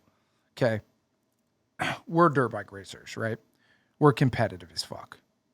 But this world is so fantastic now. Me and you are not in competition just because we're fucking podcasts. Nah, not at all, bro. You know what I mean? Me and Pulp aren't in competition. Like, it's so crazy how you see these people and they're fucking, like, they treat you differently. I'm like, I got a podcast. They're like, you know, and you get a little bit treated a little differently because you're in their lane. It's like, dude, it's just the same with music. Like, me and Bogle, like, so many people tried to fucking get us to rival, you know? And it's just like, dude, there is so much money out there and there's so many fucking lanes to do it. Fucking more the merrier. Bring it on. Yeah. You know, like, in my team in Twisted Tea, like, bro, fucking me and Brandon and Justin or Max, whatever, dude, we didn't care we weren't having competition inside the team. Bro, there's 20 fucking spots. If I got 5th and Max got 6th, we would be broing down because we know that there's still a bunch of spots left. It's not me versus him. There's a whole shit ton of riders out there that we can be beating, that we don't have to focus on each other and have that internal team headbutt. Not that me and Max were, you know, but me and Brandon were freaking close sometimes. Brandon obviously made that step towards the end, but we didn't give a shit. We were trying to help each other out no matter what, and I think this world needs more of that shit. Yeah. Help each other out, bro. There's plenty of podcasts out there. There's plenty of fans for that. There's billions and billions and billions of people watching YouTube. Somebody that's going to watch Gypsy Tales will watch fucking Pulp, will watch fucking Vital, will watch Swap Moto, will watch my podcast, Track Talkers. The more, the merrier, bro. Yeah. And you want to be in a place where you feel like you're making the pie bigger. Like, Come on. That's it. Hey, you know what I mean? Amen, my brother. Can I get an amen? Amen, brother. Amen. But that's what you're describing is people that think that, like, there's the pie's this big. Yes. And I need to get more. To get more, I need to just get more of the pie. Yes. But I just fully disagree. Like, yes. Let's just make the sport bigger. Like, let's get more. There's more people. Not everyone's watching this shit yet. There's millions and millions and millions of potential fans that we're not reaching. So instead of me knifing you, for your fans, yes, how about we work together to make more fans? You know, like, it's so much easier to just cast a wider net than it is to try and take from other people, you know, from the fish that are already in the net. Come on. Yeah. Preaching, baby. Man, I hope people, like, dude, this podcast is going to get done and it's going to be like an informative psychological podcast. It's not even going to be a moto podcast. We had a good balance. Yes, we had a good balance. I feel like there was moto in there. You know what I mean? Oh, that's funny. I managed to get my clickbait. I know how shit works. Yeah, exactly. I got my top. I got my clips. Shit. I love that you know the work, though. People have no fucking idea the work that goes into this podcast. Dude. It's insane. Insane. And I fucking know audio like the back of my hand. I mean, I'm talking, I have a full-blown studio at my house. Like, the works. I spent so much money on that shit because I just kept putting it back in from the rap music. Yeah. So, you know, like I got the whole studio, the thing soundproof. I got the tent, the freaking tweeters, the freaking whole subs, the whole 9 yards, a full system. Everything's like sitting in the right spot. Got fucking 2 stacks. I got my MBT. I got my API 500 lunchbox with a freaking 1073 in there. What do I got next? The LA2A little 500 series by IGS with an API 500. I'm naming names right now. Then I got my Rupert Knee 542 tape machine that goes into my freaking microphone that I'm not going to name because I spent way too much money on that thing. You know what I mean? Into Pro Tools, and I've been mixing and mastering forever. That's what I love. It's like the thing that I do in my pastime. You know, I'm in the studio and I'm doing it 24/7. So I had the audio thing dialed. All I wanted to add was fucking video and upload that bitch. Yeah, that's it. Oh, that's all. I just wanted to add video. Fuck, dude. Oh my gosh. Like, it takes a team, bro. It takes a full-on team. I'm up till 2:00 in the morning, and I start at 6 doing it by myself. This year, we're building a fan base. Next year, we're going to get a couple more sponsors. That way I can get some stuff done, make it a little bit easier. Next year, build another program, get a little bit more money, help with editing so I don't have to edit all the time. Yeah. You know what I mean? But if you want to start a podcast, it's just like dirt bikes, bro. I tell people I run a race team. Amen. I'm an athlete who runs a race team. Yeah. That's if exactly you what don't it want to is. put the work in, you ain't going to get the results. And I know why people fail all the time because you go to fucking YouTube and you're not on the algorithm. And you're not doing it every week, so YouTube doesn't care, and it takes a while to start catching. Yeah. You know what I mean? It's not just like, okay, boom. And if you are, you better continue because you got something really, really, really good. Yeah. Yeah, it's fucking crazy, dude. It's a crazy game, eh? So we have 4 people working full-time on the podcast now. This. Full time. Yeah. And then I have 1 in partnerships. My wife, I would say, works. Yeah. She doesn't technically. But she does. God damn, she does. She does all of the shit.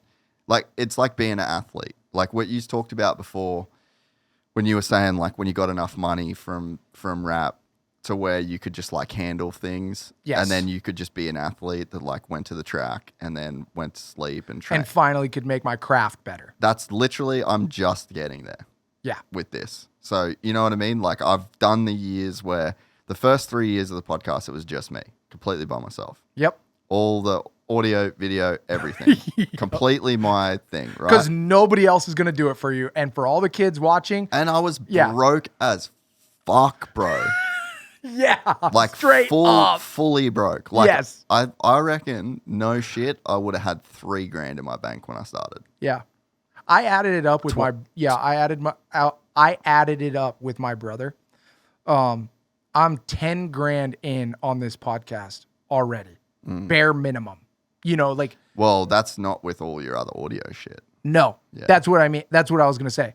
I'm $10,000 in and I have all of the top of the line other audio equipment already there. That's not advertisement started yet. That's not any of that shit. I mean, dude, it's a real thing. Well, so this is what I was going to say before when you asked how home was. So I got home and I did like 4 shows and then woke up one morning to one of my workers telling me that the fucking studio burned down. Gone. Erased. I'll show you some photos. I haven't really spoke about it on it. I haven't said anything to anyone. Bro, the studio burnt down. The whole warehouse. So my brother owned the building. Have a flick through these photos, bro. So everything was gone. So oh my gosh. Yeah. No, like it's like gone. Incinerated. Yeah. All the hard drives, all the backups, 5 years. And my film career, everything gone. So it's like, dude, I stopped counting at because that's where our insurance, we won't even go close to making shit back. Like, I had no idea how much I'd put into this podcast. Like, that was everything, bro. Yeah, that's what I mean. It's fucking crazy. Dude, just woke up one morning, there was just an electrical fire just started in my office. So whether it was like a battery on charge, a battery just exploding, fucking rat chewing through a electrical wire. But yeah, 6 a.m. I'm so sorry. Fuck, bro. It was that's not even funny. Crazy. It's dude. like my worst fucking nightmare, to be honest. Yeah. Because I know how hot my studio gets. Yeah. With all the electronics in it, and I worry about it all the time, and I've heard nightmares about it. Yeah. I mean, and you can't get it back. No. That's not like, oh, I spilt water on my shit. No. No. It's over. So yeah, fucking and man, it's just it's been the craziest thing, like, because it was a month ago. And the one thing I'm proud of is that no one knew. You know what I mean? Like, yeah, like nobody would that was have watching known. the podcast. If I didn't talk about it, if I didn't, like, I still haven't posted about it. This is the first time I'm like actually talking about it. But it's like, I am proud of our team and of like our group that we didn't have to post about it. We didn't have to do a GoFundMe. We didn't have to. Yeah, I was like, you know what? Fuck, it is what it. This is the worst luck. Like, this fucking sucks, but we're actually okay. Yeah. And all we got to do, luckily we had this, but it's like, bro, just first day, 20 grand in cameras. Cause I had all the cameras with me over there. So it's just like, just no insurance money coming through. None of just to get recording again, just 20 G's, fucking bang, straight out the pocket. But, it's like, I was definitely proud that we were in a spot that we could do it. And I was proud that, like, we could just keep the ball rolling. And if I never spoke about it, no one would ever fucking know. But yeah, it's like, dude, you just have to put so much fucking into this shit, and it wasn't. And that's too the difference between, I truly believe that's the difference between people that really love what they do and are successful at it, compared to the people that aren't. It's just like, guys, I don't know anybody specific, but I showed up to every race. My bike has blown up multiple times the day before the race. Yeah, and you just got there. But I had a plan, and I've worked my ass off enough to where I knew that I had a backup plan to make sure that shit, I was going to be there on race day. And then you see those people that scream, poor me, all the fucking time, that are the GoFundMe people, and, oh, I'm not going to be here, I'm not going to do it. That is writing on the wall of you're not doing enough. You're not that guy. You're not that guy. Yeah. And, in your case, I mean, fuck, back to the beginning of the podcast, bro. Life ain't fair. Yeah. Well, and it sucks. Yeah. And, it's just one of those things too, where it's like, we spend so much time talking about like being positive and, I just got tested. That was the way. No, for real. The way I looked at it is like, this is a test of all the shit you've said over the last 5 years. Can you be the guy that you've said people should be? Yeah. And actually walk the walk. But yeah, like, I just, because how easy would it have been too? Like, just been like, yeah, that's a sign that this is it. Yeah. And it's looking at the glass half empty or half full. Yeah. What do you want to be, bro? Well, and this is that thing where like, life isn't fair. And the thing is, right, I don't have a fucking choice. Like, people look like, from the outside, I never know. You never know when you're doing something like this. Like, so we get millions of people watch this. Yes. Millions of individual people. Yep. It's millions of people every month on Instagram. It's millions every month on YouTube. It, like, obviously, crossover of people. Yeah, totally. You know what I mean? But it's like millions. It's so many fucking people Yes. that are watching it, and I don't know how like they see this, like how they see, you know, like this guy must make so much money. This fucking guy, it's so easy, right? There is so much work and effort and money that like there's money, the amount of money that has to get made and then re-put into this to like keep it going. But like I found out real quick. The overhead is insane. Well, that I was not in a like, oh, fire just fucking wiped out my whole business. Oh well, keep working, bro. Like sorry. Like you better just fucking do another show now, you know?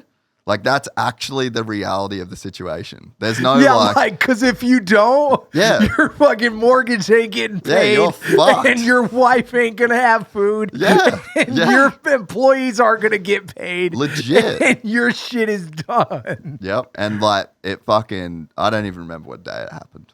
Maybe it happened on a Friday, actually. My boys get paid on a Monday. They go that automatic payment come out. You know what I mean? You gotta I gotta dab you up. Appreciate it. I'll pat you on the back after this too, because you deserve it. No, thanks, I mean that's, and legitimately too. People don't fucking give people credit where credit is due enough anymore. They don't take the minute to be like, dude, you're fucking. I'm proud of you, bro. I'm proud of you for getting that done, because not everybody can do it. No, I appreciate it. Right? Yeah. Not everybody can do that shit. It's hard. Yeah, it was fucking rough. So anyway, I've been needing to talk about it. So thanks for letting me talk about it. But yeah, when we're talking about studios and how much bro, I literally stopped counting at 100. That was like and that wasn't the building of the building. And I was like, holy fuck, bro. Like you lost everything.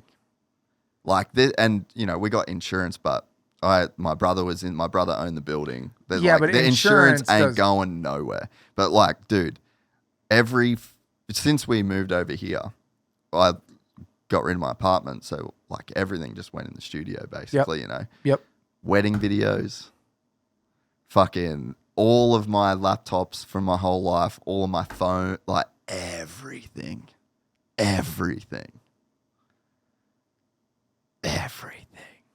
Dude, I don't even know what to say. Fuck. And it's like, and that's why I wanted to just wait a while to even talk about it. You know, I'm over it. It is what it is. I'm fucking. We're good. We can joke about it. I can laugh about it. You'll never be over it, but it is what it is. Yeah. And I've moved forward. We've posted podcasts. The clips. We made it. We made it through. We kept going. Everything's fine. You know. But yeah, it was. It's definitely been a fucking crazy ride. You know what else is crazy too? This is just a personal thing, but it's like, so we'll have some insurance money coming. Yeah. Like max, maybe get fucking 90 grand max. Max. And then too, don't forget, you'll get the insurance money, and then you're fucked next time too. Oh yeah. So that's super cool. Oh, and even just like, I don't even know if I fucking can rebuild. So yeah, you know what I mean. Like, do I even have the bandwidth to to just go through that? It's there, like, and that dude.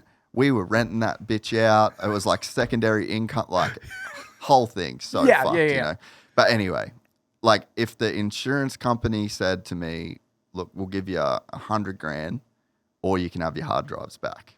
Oh, we already know the answer. So what does that tell you about money? Yeah. You know. Money ain't shit.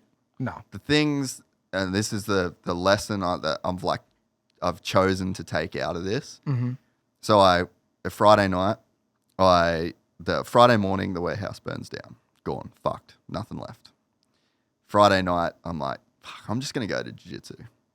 I just got to train. Life goes on. Yep. And I go to jiu-jitsu, and then I get my purple belt, which is a huge deal in jiu-jitsu, right? I've been training for 7 years. Wow. Should take people 4. But because I moved around so much, I broke my hip in 2020, haven't had the best run at it. Yep. Been stuck with it. Been worthy of that thing. And you just, you have to get given to it. It has to get given to you by a person, you know? Yeah. But anyway, moral of the story is you can't buy that. And you can't buy what I had on those hard drives. You know, and it's like to lose something in one day that you can't buy, and then to gain something in a day that you can't buy. It was just like a very clear lesson. Yeah. That like money isn't a thing that you should want for its own sake. Yeah. You know, like there's a level that you need money. There's a level that you need to, you know, making more money is a good thing for sure. Not what I'm saying, but it's like the real things. Like if you gave me a choice of, you know, $100,000 or the hard drive, I'm taking the hard drive. Yeah. You know, so I feel like at the very least, like I definitely learned a good lesson out of it as well. I mean, life is just, it's really fucking hard. Yeah. You know, because I would never take back my Supercross career, ever. The experience that I got to experience with my Supercross who you become career, out of it, bro. right? You're you're a cool motherfucker, you know? Right? Based on that experience. Based on that experience, right? Yeah. And the life that I got to live. I got to live 6 people's lives, probably, through that Supercross experience and what I've done. But on the other hand, you know, I was a privateer, and I'm going to have to work for the rest of my life. I made money, but I didn't make Cooper Webb money. I didn't make Jett Lawrence money. I'm still going to have to work for the rest of my life. You know, I'm still not chilling with $500K, $200K in my bank account. You know, I have enough money to be okay, but I don't have chill money for what I did. You know, and then you're looking back, you're like, well, okay, these experiences were priceless. But if I would have just not ridden and worked for my mom and dad my entire life, which is not what I wanted to do, but what I could have done, Yeah. I could have had 3 houses, chilling off rental money. chilling. Yeah. And then I would be in a totally different spot. You know, I could be chilling with my son in a couple houses. We could be going on vacations, you know, doing all kinds of cool shit, but I would never have that. And part of me regrets doing it and not becoming the Cooper Webb, you know, even though I kind of knew that I wasn't going to be. The shot was long, you know, and I kind of knew I wouldn't say I knew I didn't have the talent, but I knew I wasn't going to be number 1 in 450. I was hoping for top 10. That was like my career goal, which I was really close to at the end, was like being a top 10 guy and having fun racing Supercross. But now I'm stuck in this position where I have to do something else for the rest of my life after I risked my life so much and almost destroyed my life with that one crash. And now I'm here when I could have been here.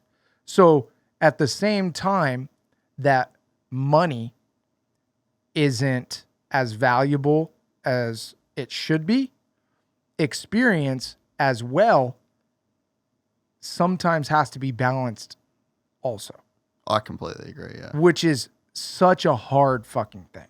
Yeah. Because on one hand, I don't want to take these experiences away and what I've done because it was so awesome and I met so many cool people and I lived this life that is just absolutely amazing. And now I have all these avenues that I can do and I'm starting the podcast and all that shit. But I could have made my life so easy. And now I'm stuck here and I don't really know what to do. I don't know how I'm going to balance all that because I want to spend more time with my son, as much time with my son as I possibly can. But now I don't have as much time because I still have to do work. Have to trade that time for money. Yes, I have to. Yeah. There's no cutting. There's no way around it. I have to make money. Yeah. But I want that experience too. But sometimes you can't have your cake and eat it too. And I'm not the type of guy. I could still go right now and make good money being a fencer, you know, and owning my mom or my dad's fence company, right? But I feel like I deserve to give the world more, you know, and that's through the podcast, through my music and what I'm trying to do there. And that's a whole nother venture. You know, I'm trying to be fucking a musician as a career too, you know, maybe not full time, but make enough to where it's a main source of income, you know, and that's a whole nother thing. And it's like, I'm at that point in my relationship and in my marriage where I kind of got to make a decision like, hey, is it time to stop having fun? Are these realistic goals? Are these things like your podcast where with you, you're like, dude, I have to make it. You know, I have that backup plan, which is almost unfortunate. Yeah. You know, where like I can lean on that. Yeah. But I have to ex-nay that like I was with my riding where I thought literally if I didn't make it, it was die. Yeah. And now I'm in this position where I'm juggling these things and I feel like I deserve to give the world 7 Deuce Deuce. Yeah. But I also have to take care of my family. Yeah. And that just goes back to how hard life is and balancing money and experience. Yeah. Because you would never return those experiences that you got. But at some point, you have to take the insurance money at $100,000 too. Yeah. You can't just not. And that's the life battle, right? Yeah. It's like, how the fuck do you do that? And that's where I'm at. Before it was life was easy, bro. Yeah. Life was dirt bikes. Life was okay. One goal, not to quote Alpenstar, one goal, one vision. Yeah. You know what I mean? Yeah. And that's fucking it. And now it's 60 different goals, another person, a wife, fucking payments, getting this done, being with my family, being with my sisters and my brothers and having the experiences with their cousins, and then recreating a dream and from nothing. And should I be doing that? Yeah. Should I be trying to do that? Or should I just be, okay, I had my fun. Is it too late? And that's where I'm at right now. Mm-hmm. And I have to fucking make it work because I want to be able to do the podcast, make music, do Monster Jam, do all these fucking fun things and show my son that you can. I don't want him to do that. Yeah. But sometimes you have to. Now you know where 7 Deuce Deuce is at. Yeah, no, bro. That's fucking real, man. It's so, I mean, I think I'm lucky in the sense that I don't have a backup plan. Yeah. You know what I mean? In a way, for sure. There's definitely, that's why they say burn the boats. You know, like when you're really trying to make something happen, having a plan B doesn't help you. You know, like if there's only a plan A. And that's why, fuck, I keep cutting you off. But no. That's why Deegan's so impressive. Yeah, too. and that's what does make that impressive, you know. But I think like, you're so good in your personality. Like you have such a cool personality. The way that you can be on camera and on a mic and just be yourself, and it comes through. Like it's so rare for people to have that. And I think that just in your position in the short time that you've been doing the podcast, like I just feel like you've got it. You know what I mean? Like not a lot of people have it. You should definitely be leaning into that. I mean, like you said, there's the reality of like the life and the costs associated. But I mean, I could definitely see you guys making a great income out of the podcast, you know? And I do too. And I promised my brother and myself that I would do it for 2 years straight, no quitting. And I think that's the motocrosser in me. For sure, bro. You know, like, it's like, dude, if I say I'm going to fucking do this, I'm doing it. Yeah. I'm showing up to the race. Yeah, it's the motor blowing up the day before and still making it happen. Yeah, there's no excuse. It's the fucking fire in Australia at the thing. Oh, shit, the thing burned down? Oh, cool. So when's the next podcast coming up? Yeah. That's a problem. How do we fix it? Yeah. Okay, on to the next. Yeah. And that's where I am with the podcast too right now. It's just like, dude, no matter what, I will make it for 2 years, and that shit will be up at Tuesday morning at 5 a.m. Yeah. Yeah. Yeah, there's so much in that, you know, just in terms, there's so much of success is just sticking to that plan. Yes. And that's the thing that I feel like I've learned the most over the last few years is because it's been crazy tough, bro. Like in terms of like my wife's from a different country, we had Yeah. COVID. Like, there's just not even this itself, but it's like the life that then stops this from. If I could come in here every week, do 3 pods a week, just walk in, walk out, just turn the lights on, the producer's sitting there, someone's got the guest light. Oh, fucking happy days, bro. That's that's the appropriate reaction. You know what I mean?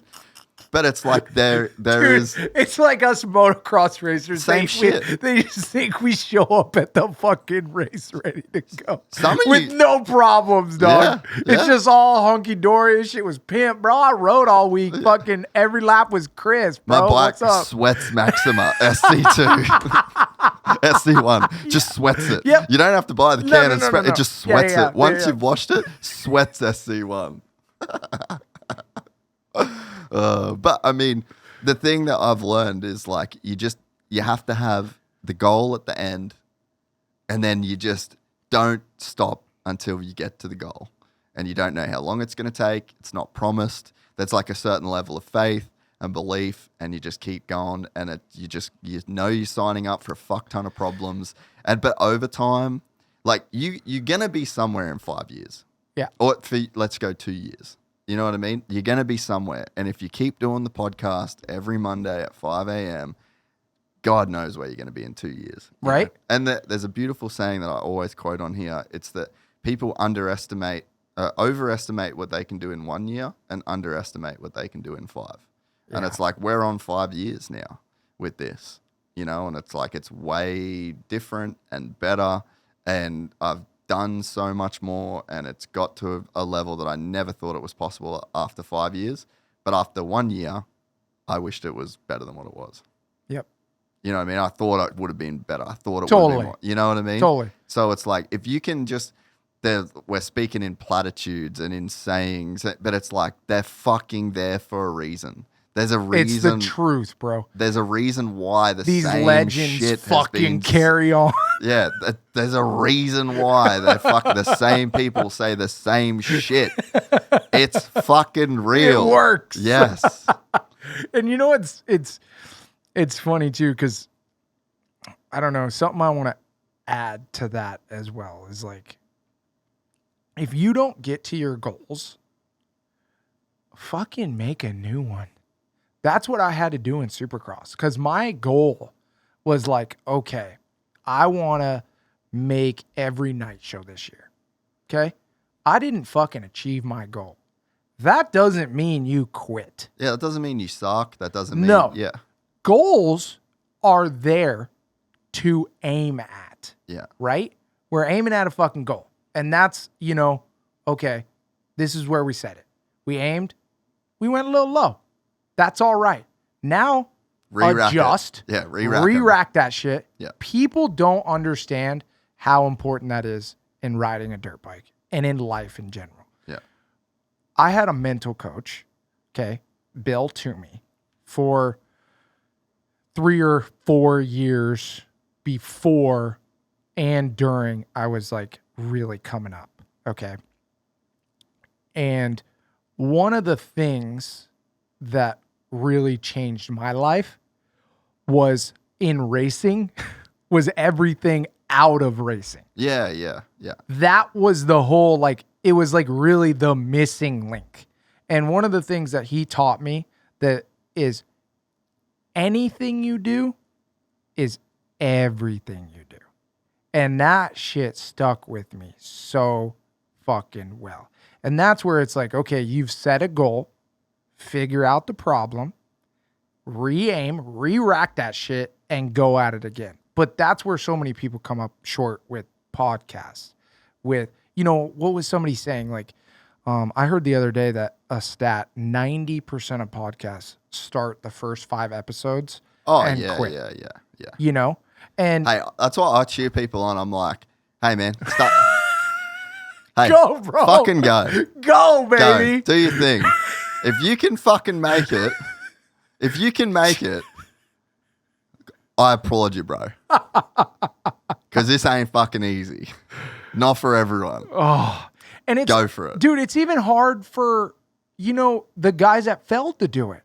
Like, we're struggling we're struggling at Feld to really get the Monster Jam podcast with Scott Jordan to super take off. It's solid, you know, but their platform is huge, and it's sometimes you have to maneuver, and they make adjustments all the time. And there's companies that are that high that are having trouble.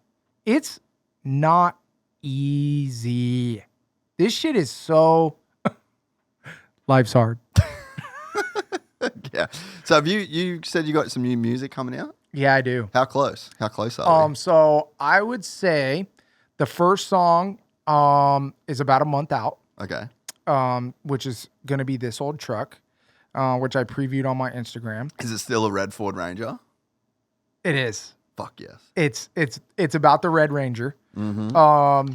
And then I got about 10 other country songs that are going to be coming out. Oh, you're going to do some country? Yes. So dude, I'm I love that. I fully thought in this podcast when like hearing your voice through this microphone, and I'm like, you should do a fucking country mute. Like you should do country. You look country, the beard, like hell yes. All right. Yeah. So full country album. I kind of started it. You're like Moto Malone.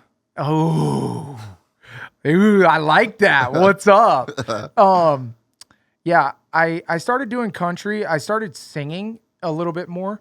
And I just loved it. And I don't know, dude, country just, I grew up in the country, and I'm a country boy. I mean, I love rapping. Don't get me wrong. I freaking love it. That, you know, the 808s speak to my heart. Yeah. But I love telling stories. Yeah. I love telling stories. And that's what country music really does. You know, when I got to rapping a lot more, it was just about metaphors. Yeah. And don't get me wrong, I love talking shit, but it was more metaphorical and more like braggadocious. Yes, exactly. Yeah. Exactly. Yeah. Bitches, hoes, big ass tits, money, gold chains, you know, and don't get me wrong, I like some of that stuff, but I don't want to do that all the time. Yeah. And I want to leave what I did dirt bike racing the way it was, because I think I did a good job, and I don't want to run that out too many sequels. Yeah. You know what I mean? I want to that was almost like a character. Yeah. And it's like that character doesn't need a sequel. It doesn't. We don't need Bad Boys 6. Exactly. Yeah. The dirt bike racing stuff was authentic. I think it was fantastic. Yeah, you were living it. Yes, but I don't want to push that anymore, because I think I would go downhill. I would make it worse. So something that is authentic to me is the life I'm living, my son, my wife, my Red Ranger, jumping it at the ranch, hammering that thing out. You know what I mean? It goes on and on and on. I mean, I lived 10 miles from a gas station when I grew up. Yeah. Any grocery store. That's what I did. And it's getting more and more relevant as I get older. I'm kind of getting into my country. Yeah, you're getting into your farm era. Exactly. Yeah. It's not farm era, but more stories and more heartfelt stuff, kind of like this podcast. Well, I think that as you get old, like when you're a kid, we grew up, I wouldn't say, I guess it's like country in a sense, but it was like, we were just like out of town, in cane farms, basically. Yep. And it's like when you're a kid, you want to get away from it and you want to be different, and you want to, then as you get older and you get married and you settle down and you think about the reality of how long life is and where you want to be and where you want to raise kids. Like, I think it's natural to go back. So that's why I'm saying farm era. Like, I want to own a big ass farm. Right. And I want a barn with a gym and a sauna and you know what I mean? That's and my own tracks, and I want to mow my grass. So it's like, I want to be. You want to do the dad shit. Yeah, I want the New Balances. I want to mow my fucking grass. I want that shit to look pimp. I want to go outside and tell my wife how I weed whack that shit and made that shit look tits McGee. No fucking neighbors. No neighbors. Just get on the house. You can be there for a week before you have to drive out the gate again. Like, that's fucking living, you know? Yes. So I just think there's cycles of life. You know? So I'm in that cycle right now. And, so what I've been doing is I've been working with a guy, Jack Bradsfield, who is in Oklahoma, and he's a singer-songwriter. And we've been writing music together every Wednesday, and we've come up with a shit ton of songs. and I've been singing my ass off and having like a really good time doing it. And I think it sounds pretty damn good. I am having a problem though, with the promoting part of it, because I don't know very many country people. You know what I mean? And I think that's the demographic. It's going to be hard to get that demographic, but it's another one of those things where I'm going to have to grind. Yeah. You know, it's just, I'm going to have to keep putting music out, and, you know, there's going to be a couple that'll catch and you'll get some traction. You get a couple 100,000 views, and then you'll ride that wave, and then you'll have to put another one out, and then you'll get some notoriety, and then you'll kind of ride that wave. But I'm kind of starting to open another door. But I do have some really good connections. So that's been cool. Yeah. And I have some people that I can't name right now that are going to be helping me that are at a pretty high level. So that's really freaking cool too. But I got the whole album in the works. It's going to be an EP, so it'll be about 10 to 12 songs. Yeah. That's an album, bro. No. Album's 20, dude. I'm old school. Okay. If fair. you don't, you know, if you An don't, album now, well, actually, with streaming, they're doing way more songs these days than I normal, think so. but, A little bit more. 12's an album to me. Well, okay, short album. How Yeah, about that? Yeah. Short album. And I'm gonna get my feet wet. Hopefully start doing some concerts here and there. Get some stuff lined up and see where that goes. But I think I can do it. I mean, shit, if I went top 20 in Supercross, why can't I go top 150 or top 200 in music? And if you can do that, Yeah, you're chilling. you're chilling. Yeah. You know? And dude, with my rap stuff, I can't believe there's so much money in music if you can get people to listen to your shit. The audience compared to Supercross is insane. It's just like, you know, where you're talking about that pie? Like the Supercross pie is this big and we're trying to make it bigger. The freaking music pie is like All of the thing, yeah. all of them. Yeah. Like your grandma, your dad, your uncle, your baby, it doesn't matter who you are, you've listened to a song. Every car that you go in, every has a stereo. Store that you go in, So if you can make something good enough and, you know, have people like you and authenticate and figure out a way to get people to listen to your music, you can make a good amount of money from streams now. Yeah. You know, obviously becoming a Morgan Wallen, a Zach Bryan, you know, a guy like that is the dream. But realistically, you know, if I can make good amount of money from my music, hell yeah. Yeah. I mean, I'm still making a good check every month from my music. Yeah, Still. like, how does that work? Like, so where does the most money come from? Like, just streaming? Yes, it's all streaming. It's just streaming. Because you put it on, like, there's like 100 platforms for streaming now. And Apple Music pays the best. Well, Tidal pays the best, but not very many people listen to Tidal. But I make the most money off Apple Music, and then Spotify's like 0.005 of a cent, I think. Yeah, right. 0.0005 or 0.005 of a cent. It's low. Yeah. It's really low. But, you know, when you add it up over millions of views, you know, it's a good amount of money. And years. And years. Yeah. Yes. So, you know, think about this. Like, imagine Drake's portfolio. Bro. You know, he's got, every one of his songs has over 1 million views, right? And he's probably got 500 songs. Well, and that's the beauty of podcasting, and I think like that's what you'll find the more that you do it as well. Like, I mean, we put out, I don't know, 70, 80 YouTube videos a month, maybe more, and it's like you just month on month, on month on month on month on month. Yeah, like it's just continuous. just years and you know, like the clips don't have to make you know, $1,000 each. Yeah. You know, you just keep chipping away, and every clip you do, it's just like another at bat, and it's going to pay you something. If it's $20, if it's $50, like whatever it is. Yeah. And it's like over time, you end up with like thousands of videos on the channel. And it just, it's the same. Yeah, exactly. Yeah. It's the same way with It's just music. that same principle, you know. Let's, What time? You got to get out of here? No. Dude, bro. Hell no. We've been, it's 3 hours. I want to and play you 48 a minutes. clip. I'm going to play you a clip of a song. Do it. I would love that. This is a song that I wrote with Jack Bradsfield that this girl, Legacy, just used. I think we might do a duet eventually on it, but here, I'll play one of the songs right here. Yeah, I'd love that. Put it up to the mic. Are you writing the music as well? Contributing to the music. Yeah.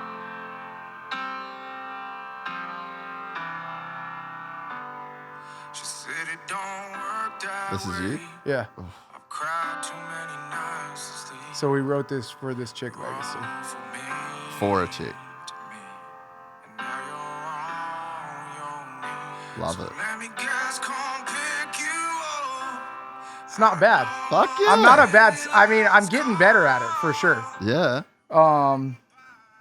Dude, I love that. Let's see. Let's play. Yeah, I mean, I can see it, dude. Like, I can see it. Yeah, like I feel like I got the look. You know what I'm saying? Here's this old truck. Here's a sample of the one I played on Instagram. This is country. This is good though. I like the music to this one a lot. Yeah. I want some drums in it though, but we'll see. Yeah, just the one guitar thing's so in at the moment. Isn't it? Yeah. Song I've been loving, Sam Barber, Straight and Narrow. I'm gonna have to check it out. Oh, you never heard that?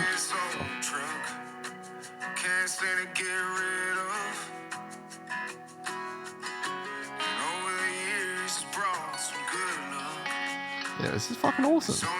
This is perfect. Yeah. Here, let me see if I can get to a little later part that I haven't played on Instagram.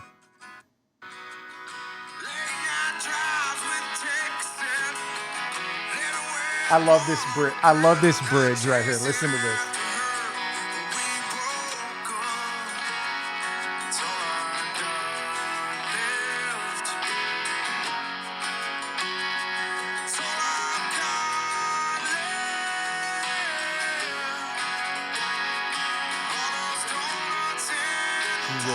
I love this part.